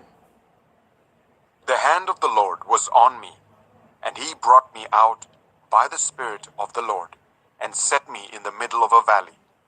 It was full of bones. He led me to and fro among them, and I saw a great many bones on the floor of the valley, bones that were very dry. He asked me, Son of man, can these bones live? I said, Sovereign Lord, you alone know. Then he said to me, Prophesy to these bones and say to them, Dry bones, hear the word of the Lord. This is what the sovereign Lord says to these bones. I will make breath enter you, and you will come to life. I will attach tendons to you, and make flesh come upon you, and cover you with skin. I will put breath in you, and you will come to life. Then you will know that I am the Lord. So I prophesied as I was commanded, and as I was prophesying, there was a noise, a rattling sound, and the bones came together, bone to bone. I looked, and tendons and flesh appeared on them, and skin covered them, but there was no breath in them. Then he said to me, Prophesy to the breath, prophesy, Son of man, and say to it, This is what the sovereign Lord says. Come, breath, from the four winds, and breathe into these slain, that they may live. So I prophesied as he commanded me, and breath entered them. They came to life and stood up on their feet, a vast army. Then he said to me, Son of man, these bones are the people of Israel. They say, Our bones are dried up, and our hope is gone. We are cut off. Therefore, prophesy and say to them, This is what the sovereign Lord says. my people, I'm going to open your graves and bring you up from them. I will bring you back to the land of Israel. Then you, my people, will know that I am the Lord, when I open your graves and bring you up from them. I will put my spirit in you, and you will live, and I will settle you in your own land. Then you will know that I, the Lord, have spoken, and I have done it, declares the Lord. The word of the Lord came to me. Son of man, take a stick of wood and write on it, belonging to Judah and the Israelites associated with him. Then take another stick of wood and write on it, belonging to Joseph, that is, to Ephraim, and all the Israelites associated with him. Join them together into one stick, so that they will become one in your hand. When your people ask you, won't you tell us what you mean by this? Say to them, this is what the sovereign Lord says. I'm going to take the stick of Joseph with his hand and of the Israelite tribes associated with him and join it to Judah's stick. I will make them into a single stick of wood, and they will become one in my hand. Hold before their eyes the sticks you have written on, and say to them, this is what the sovereign Lord says. I will take the Israelites out of the nations where they have gone. I will gather them from all around and bring them back into their own land. I will make them one nation in the land, on the mountains of Israel. There will be one king over all of them, and they will never again be two nations or be divided into two kingdoms. They will no longer defile themselves with their idols and vile images or with any of their offenses, for I will save them from all their sinful backsliding, and I will cleanse them. They will be my people, and I will be their God. My servant David will be king over them, and they will all have one shepherd. They will follow my laws and be careful to keep my decrees. They will live in the land I gave to my servant Jacob, the land where your ancestors lived. They and their children and their children's children will live there forever, and David, my servant, will be their prince forever. I will make a covenant of peace with them. It will be an everlasting covenant. I will establish them and increase their numbers, and I will put my sanctuary among them forever. My dwelling place will be with them. I will be their God, and they will be my people. Then the nations will know that I, the Lord, make Israel holy, when my sanctuary is among them forever. Ezekiel 38. The word of the Lord came to me. Son of man, set your face against Gog, of the land of Magog, the chief prince of Meshech and Tubal. Prophesy against him, and say, this is what the sovereign Lord says. I am against you, Gog, chief prince of Meshech and Tubal. I will turn you around, put hooks in your jaws, and bring you out with your whole army, your horses, your horsemen fully armed, and a great horde with large and small shields, all of them brandishing their swords. Persia, Cush, and Put will be with them, all with shields and helmets. Also Gomer with all its troops, and Beth Togarmah from the far north with all its troops, the many nations with you. Get ready, be prepared, you and all the hordes gathered about you, and take command of them. After many days you will be called to arms. In future years you will invade a land that has recovered from war, whose people were gathered from many nations to the mountains of Israel, which had long been desolate. They had been brought out from the nations, and now all of them live in safety. You and all your troops and the many nations with you will go up, advancing like a storm. You will be like a cloud covering the land. This is what the sovereign Lord says. On that day, thoughts will come into your mind and you will devise an evil scheme. You will say, I will invade a land of unwalled villages. I will attack a peaceful and unsuspecting people, all of them living without walls and without gates and bars. I will plunder and loot and turn my hand settled ruins and the people gathered from the nations, rich in livestock and goods, living at the center of the land. Sheba and Dedan and the merchants of Tarshish and all her villages will say to you, have you come to plunder? Have you gathered your hoards to loot, to carry off silver and gold, to take away livestock and goods, and to seize plunder? Therefore, Son of man, prophesy and say to Gog, this is what the sovereign Lord says. In that day, when my people Israel are living in safety, will you not take notice of it? You will come from your place in the far north, you and many nations with you, all of them riding on horses, a great horde, a mighty army.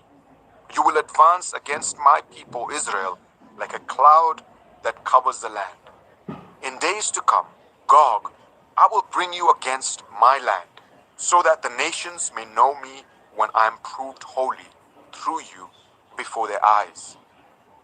This is what the sovereign Lord says. You are the one I spoke of in former days by my servants, the prophets of Israel. At that time, they prophesied for years that I would bring you against them. This is what will happen in that day, when Gog attacks the land of Israel. My hot anger will be aroused, declares the sovereign Lord. In my zeal and fiery wrath, I declare that at that time there shall be a great earthquake in the land of Israel. The fish in the sea, the birds in the sky, the beasts of the field, every creature that moves along the ground, and all the people on the face of the earth will tremble at my presence. The mountains will be overturned, the cliffs will crumble, and every wall will fall to the ground. I will summon a sword against Gog on all my mountains, declares the sovereign Lord. Every man's sword will be against his brother. I will execute judgment on him with plague and bloodshed. I will pour down torrents of rain, hailstones, and burning sulfur on him and on his troops, and on the many nations with him. And so I will show my greatness and my holiness, and I will make myself known in the sight of many nations. Then they will know that I am the Lord. Ezekiel 39. Son of man, prophesy against Gog and say, this is what the sovereign Lord says. I am against you, Gog, chief prince of Meshech and Tubal. I will turn you around and drag you along. I will bring you from the far north and send you against the mountains of Israel. Then I will strike your bow from your left hand and make your arrows drop from your right hand. On the mountains of Israel you will fall, you and all your troops and the nations with you. I'll give you as food to all kinds of carrion birds and to the wild animals. You will fall in the open field, for I have spoken, declares the sovereign Lord. I will send fire on Magog and on those who live in safety in the coastlands, and they will know that I am the Lord. I will make known my holy name among my people Israel. I will no longer let my holy name be profaned, and the nations will know that I, the Lord, am the Holy One in Israel. It is coming. It will surely take place, declares the sovereign Lord. This is the day I have spoken of. Then those who live in the towns of Israel will go out and use the weapons for fuel and burn them up. The small and large shields, the bows and arrows, the war clubs and spears. For 7 years they will use them for fuel. They will not need to gather wood from the fields or cut it from the forests, because they will use the weapons for fuel, and they will plunder those who plundered them and loot those who looted them, declares the sovereign Lord. On that day, I will give Gog a burial place in Israel, in the valley of those who travel east of the sea. It will block the way of travelers, because Gog and all his hordes will be buried there. So it will be called the valley of Hamon Gog. For 7 months, the Israelites will be burying them in order to cleanse the land. All the people of the land will bury them, and the day I display my glory will be a memorable day for them, declares the sovereign Lord. People will be continually employed in cleansing the land. They will spread out across the land, and along with others, they will bury any bodies that are lying on the ground. After the 7 months, they will carry out a more detailed search. As they go through the land, anyone who sees a human bone will leave a marker beside it until the grave diggers bury it in the valley of Hamon Gog, near a town called Hamonah, and so they will cleanse the land. Son of man, this is what the sovereign Lord says. Call out to every kind of bird and all the wild animals. Assemble and come together from all around to the sacrifice I am preparing for you, the great sacrifice on the mountains of Israel. There you will eat flesh and drink blood. You will eat the flesh of mighty men and drink the blood of the princess of the earth, as if they were rams and lambs, goats and bulls, all of them fattened animals from Bashan. At the sacrifice I am preparing for you, you will eat fat till you are glutted and drink blood till you are drunk. At my table you will eat your fill of horses and riders, mighty men and soldiers of every kind, declares the sovereign Lord.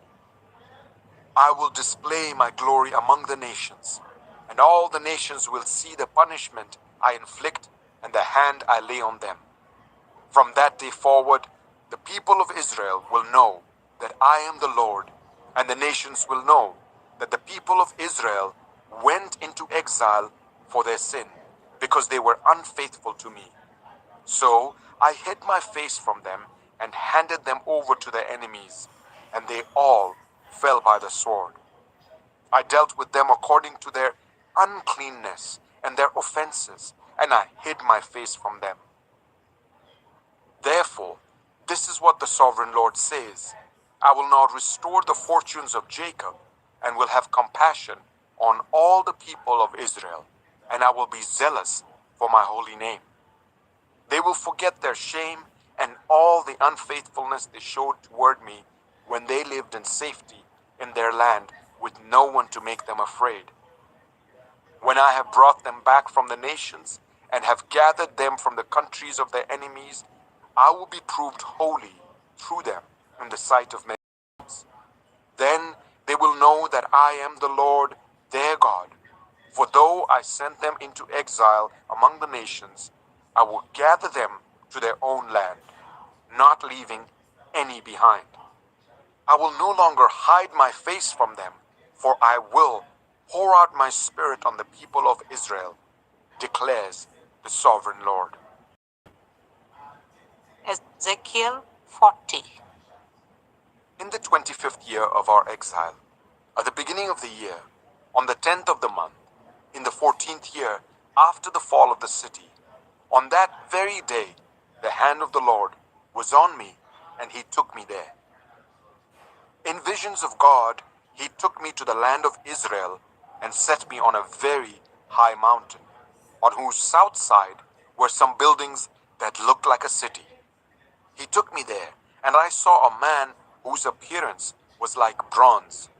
He was standing in the gateway with a linen cord and a measuring rod in his hand. The man said to me, Son of man, look carefully and listen closely, and pay attention to everything I'm going to show you, for that is why you have been brought here. Tell the people of Israel everything you see. I saw a wall completely surrounding the temple area. The length of the measuring rod in the man's hand was 6 long cubits, each of which was a cubit and a handbreadth. He measured the wall. It was 1 measuring rod thick and 1 rod high. Then he went to the east gate. He climbed its steps and measured the threshold of the gate. It was 1 rod deep. The alcoves for the guards were 1 rod long and 1 rod wide, and the projecting walls between the alcoves were 5 cubits thick. And the threshold of the gate next to the portico facing the temple was 1 rod deep. Then he measured the portico of the gateway. It was 8 cubits deep, and its jambs were 2 cubits thick. The portico of the gateway faced the temple. Inside the east gate were 3 alcoves on each side. The 3 had the same measurements, and the faces of the projecting walls on each side had the same measurements. Then he measured the width of the entrance of the gateway. It was 10 cubits, and its length was 13 cubits. In front of each alcove was a wall 1 cubit high, and the alcoves were 6 cubits square. Then he measured the gateway from the top of the rear wall of one alcove to the top of the opposite one. The distance was 25 cubits, from one parapet opening to the opposite one. He measured along the faces of the projecting walls all around the inside of the gateway, 60 cubits. The measurement was up to the portico facing the courtyard. The distance from the entrance of the gateway to the far end of its portico was 50 cubits. The alcoves and the projecting walls inside the gateway were surmounted by narrow parapet openings all round. As was the portico, the openings all round faced inward. The faces of the projecting walls were decorated with palm trees. Then he brought me into the outer court. There I saw some rooms and a pavement that had been constructed all round the court. There were 30 rooms along the pavement. It abutted the sides of the gateways and was as wide as they were long. This was the lower pavement. Then he measured the distance from the inside of the lower gateway to the outside of the inner court. It was 100 cubits on the east side as well as on the north. Then he measured the length and width of the north gate leading into the outer court. Its alcoves, 3 on each side, its projecting walls and its portico had the same measurements as those of the first gateway. It was 50 cubits long and 25 cubits wide. Its openings, its portico, and its palm tree decorations had the same measurements as those of the gate facing east. 7 steps led up to it, with its portico opposite them. There was a gate to the inner court facing the north gate, just as there was on the east. He measured from one gate to the opposite one. It was 100 cubits. Then he led me to the south side, and I saw the south gate. He measured its jambs and its portico, and they had the same measurements as the others. The gateway and its portico had narrow openings all round, like the openings of the others. It was 50 cubits long and 25 cubits wide. 7 steps led up to it, with its portico opposite them. It had palm tree decorations on the faces of the projecting walls on each side. The inner court also had a gate facing south, and he measured from this gate to the outer court on the south side. It was 100 cubits. Then he brought me into the inner court through the south gate, and he measured the south gate. It had the same measurements as the others. Its alcoves, its projecting walls, and its portico had the same measurements as the others. The gateway and its portico had openings all round. It was 50 cubits long and 25 cubits wide. The porticos of the gateways around the inner court were 25 cubits wide and 5 cubits deep. Its portico faced the outer court. Palm trees decorated its jambs, and 8 steps led up to it. Then he brought me to the inner court on the east side, and he measured the gateway. It had the same measurements as the others. Its alcoves, its projecting walls, and its portico had the same measurements as the others. The gateway and its portico had openings all round. It was 50 cubits long and 25 cubits wide. Its portico faced the outer court. Palm trees decorated the jambs on either side, and 8 steps led up to it. Then he brought me to the north gate and measured it. It had the same measurements as the others, as did its alcoves, its projecting walls, and its portico, and it had openings all round. It was 50 cubits long and 25 cubits wide. Its portico faced the outer court. Palm trees decorated the jambs on either side, and 8 steps led up to it. A room with a doorway was by the portico and each of the inner gateways, where the burnt offerings were washed. In the portico of the gateway were 2 tables on each side, on which the burnt offerings, sin offerings, and guilt offerings were slaughtered. By the outside wall of the portico of the gateway, near the steps at the entrance of the gateway, were 2 tables. On the other side of the steps were 2 tables. So there were 4 tables on one side of the gateway and 4 on the other. 8 tables in all, on which the sacrifices were slaughtered.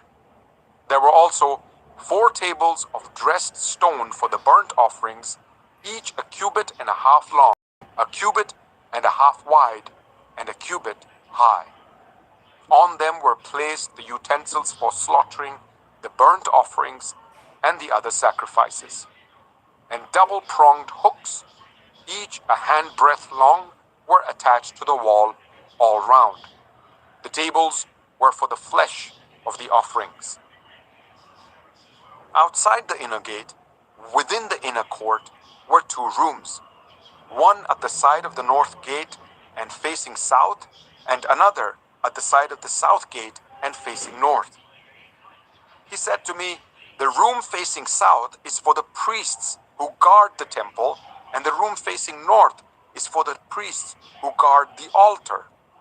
These are the sons of Zadok, who are the only Levites who may draw near to the Lord to minister before him." Then he measured the court. It was square, 100 cubits long and 100 cubits wide, and the altar was in front of the temple. He brought me to the portico of the temple and measured the jambs of the portico. They were 5 cubits wide on either side. The width of the entrance was 14 cubits, and its projecting walls were 3 cubits wide on either side. The portico was 20 cubits wide and 12 cubits from front to back. It was reached by a flight of stairs, and there were pillars on each side of the jambs. Ezekiel 41.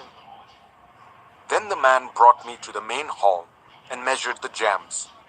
The width of the jambs was 6 cubits on each side. The entrance was 10 cubits wide, and the projecting walls on each side of it were 5 cubits wide. He also measured the main hall. It was 40 cubits long and 20 cubits wide. Then he went into the inner sanctuary and measured the jambs of the entrance. Each was 2 cubits wide.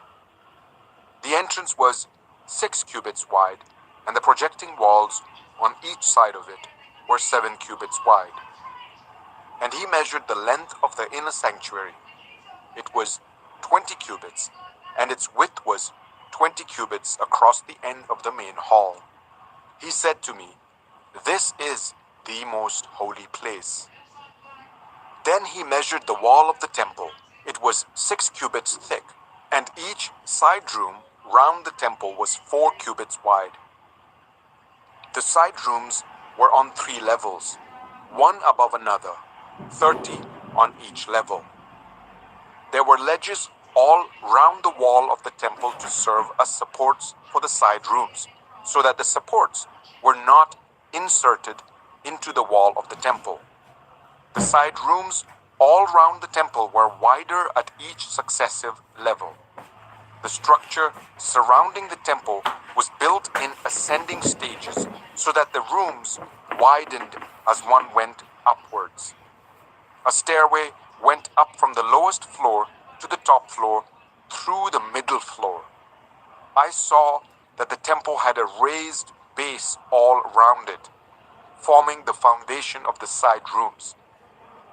It was rod 6 long cubits. The outer wall of the side rooms was 5 cubits thick. The open area between the side rooms of the temple and the priests' rooms was 20 cubits wide all round the temple. There were entrances to the side rooms from the open area, one on the north and another on the south, and the base adjoining the open area was 5 cubits wide all round. The building facing the temple courtyard on the west side was 70 cubits wide. The wall of the building was 5 cubits thick all round, and its length was 90 cubits. Then he measured the temple. It was 100 cubits long, and the temple courtyard and the building with its walls were also 100 cubits long. The width of the temple courtyard on the east, including the front of the temple, was 100 cubits. Then he measured the length of the building facing the courtyard at the rear of the temple, including its galleries on each side. It was 100 cubits. The main hall, the inner sanctuary, and the portico facing the court, as well as the thresholds and the narrow windows and galleries round the 3 of them, everything beyond and including the threshold, was covered with wood. The floor, the wall up to the windows, and the windows were covered. In the space above the outside of the entrance to the inner sanctuary, and on the walls at regular intervals, all round the inner and outer sanctuary, were carved cherubim and palm trees. Palm trees alternated with cherubim. Each cherub had 2 faces, the face of a human being toward the palm tree on one side, and the face of a lion towards the palm tree on the other. They were carved all round the whole temple, from the floor to the area above the entrance. Cherubim and palm trees were carved on the wall of the main hall. The main hall had a rectangular door frame, and the one at the front of the most holy place was similar. There was a wooden altar 3 cubits high and 2 cubits square. Its corners, its base, and its sides were of wood. The man said to me, "This is the table that is before the Lord." Both the main hall and the most holy place had double doors. Each door had 2 leaves, 2 hinged leaves for each door. And on the doors of the main hall were carved cherubim and palm trees like those carved on the walls. And there was a wooden overhang on the front of the portico. On the side walls of the portico were narrow windows with palm trees carved on each side. The side rooms of the temple also had overhangs. Ezekiel 42. Then the man led me northward into the outer court and brought me to the rooms opposite the temple courtyard and opposite the outer wall on the north side. The building whose door faced north was 100 cubits long and 50 cubits wide, both in the section 20 cubits from the inner court and in the section opposite the pavement of the outer court. Gallery faced gallery at the 3 levels. In front of the rooms was an inner passageway 10 cubits wide and 100 cubits long. Their doors were on the north. Now the upper rooms were narrow. Galleries took more space from them than from the rooms on the lower and middle floors of the building. The rooms on the top floor had no pillars as the courts had, so they were smaller in floor space than those on the lower and middle floors. There was an outer wall parallel to the rooms and the outer. It extended in front of the rooms for 50 cubits. While the row of rooms on the side next to the outer court was 50 cubits long, the row on the side nearest the sanctuary was 100 cubits long. The lower rooms had an entrance on the east side as one enters them from the outer court. On the south side, along the length of the wall of the outer court, adjoining the temple courtyard and opposite the outer wall, were rooms with a passageway in front of them. These were like the rooms on the north. They had the same length and width with similar exits and dimensions. Similar to the doorways on the north were the doorways of the rooms on the south. There was a doorway at the beginning of the passageway that was parallel to the corresponding wall extending eastward, by which one enters the rooms. Then he said to me, "The north and south rooms facing the temple courtyard are the priests' rooms, where the priests who approach the Lord will eat the most holy offerings. There they will put the most holy offerings, the grain offerings, the sin offerings, and the guilt offerings, for the place is holy. Once the priests enter the holy precincts, they are not to go into the outer court until they leave behind the garments in which they minister, for these are holy. They are to put on other clothes before they go near the places that are for the people."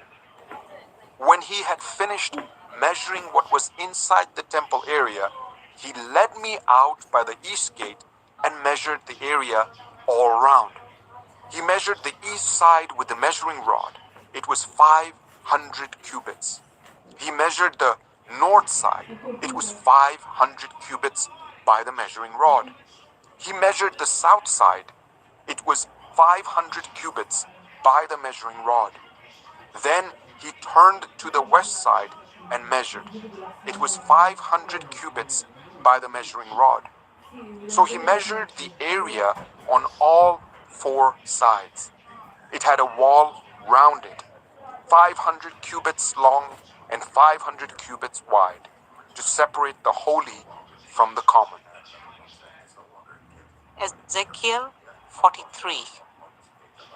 Then the man brought me to the gate facing east, and I saw the glory of the God of Israel coming from the east.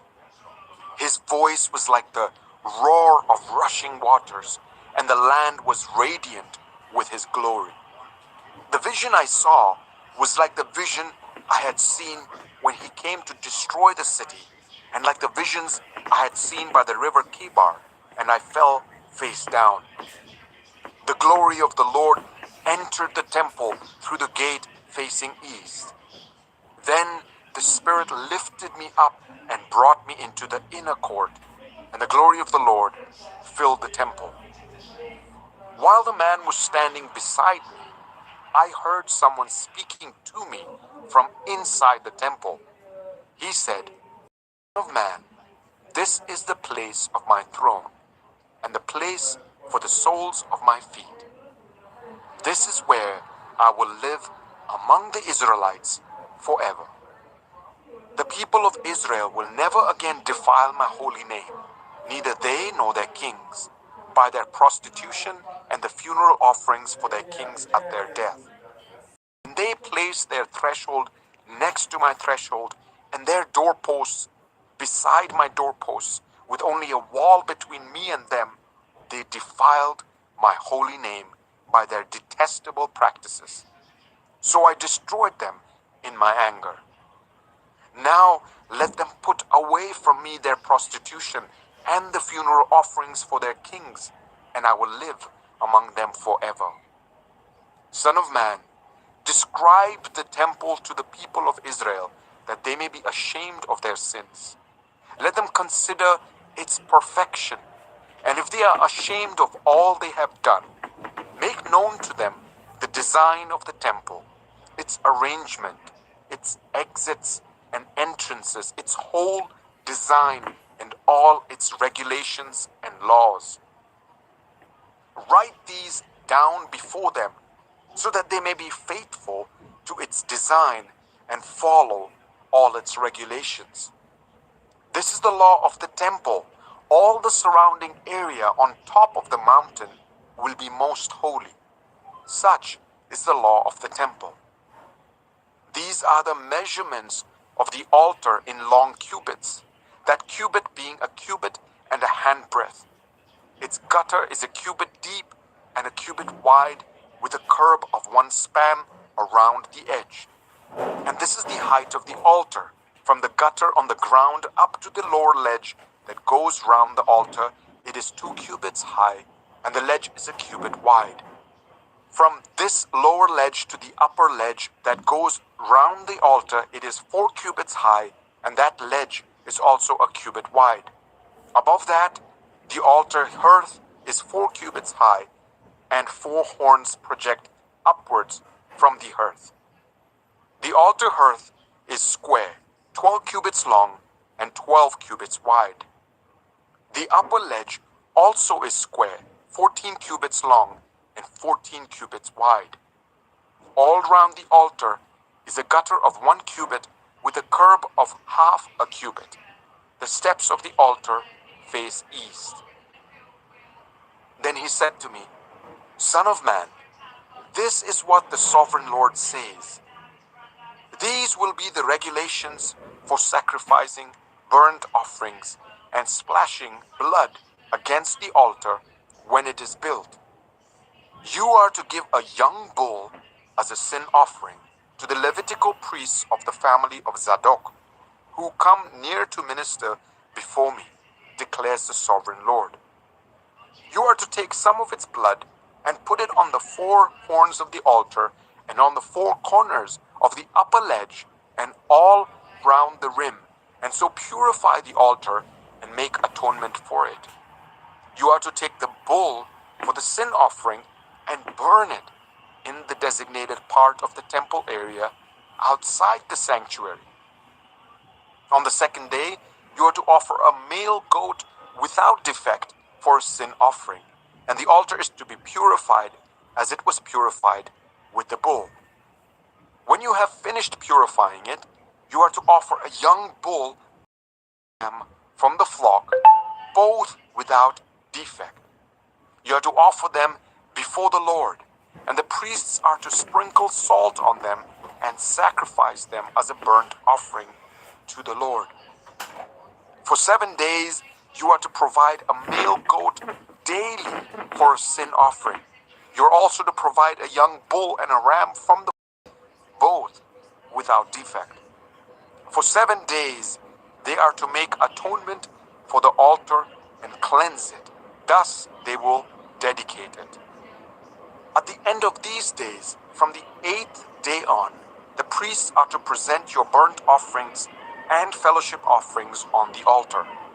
Then I will accept you, declares the sovereign Lord. Ezekiel 44. Then the man brought me back to the outer gate of the sanctuary, the one facing east, and it was shut. The Lord said to me, This gate is to remain shut. It must not be opened. No one may enter through it. It is to remain shut because the Lord, the God of Israel, has entered through it. The prince himself is the only one who may sit inside the gateway to eat in the presence of the Lord. He is to enter by way of the portico of the gateway and go out the same way. Then the man brought me by way of the north gate to the front of the temple. I looked and saw the glory of the Lord filling the temple of the Lord, and I fell face down. The Lord said to me, Son of man, look carefully, listen closely, and give attention to everything I tell you concerning all the regulations and instructions regarding the temple of the Lord. Give attention to the entrance to the temple and all the exits of the sanctuary. Say to rebellious Israel, this is what the sovereign Lord says. Enough of your detestable practices, people of Israel. In addition to all your other detestable practices, you brought foreigners, uncircumcised in heart and flesh, into my sanctuary, desecrating my temple while you offered me food, fat, and blood, and you broke my covenant. Instead of carrying out your duty in regard to my holy things, you put others in charge of my sanctuary. This is what the Sovereign Lord says. No foreigner, uncircumcised in heart and flesh, is to enter my sanctuary, not even the foreigners who live among the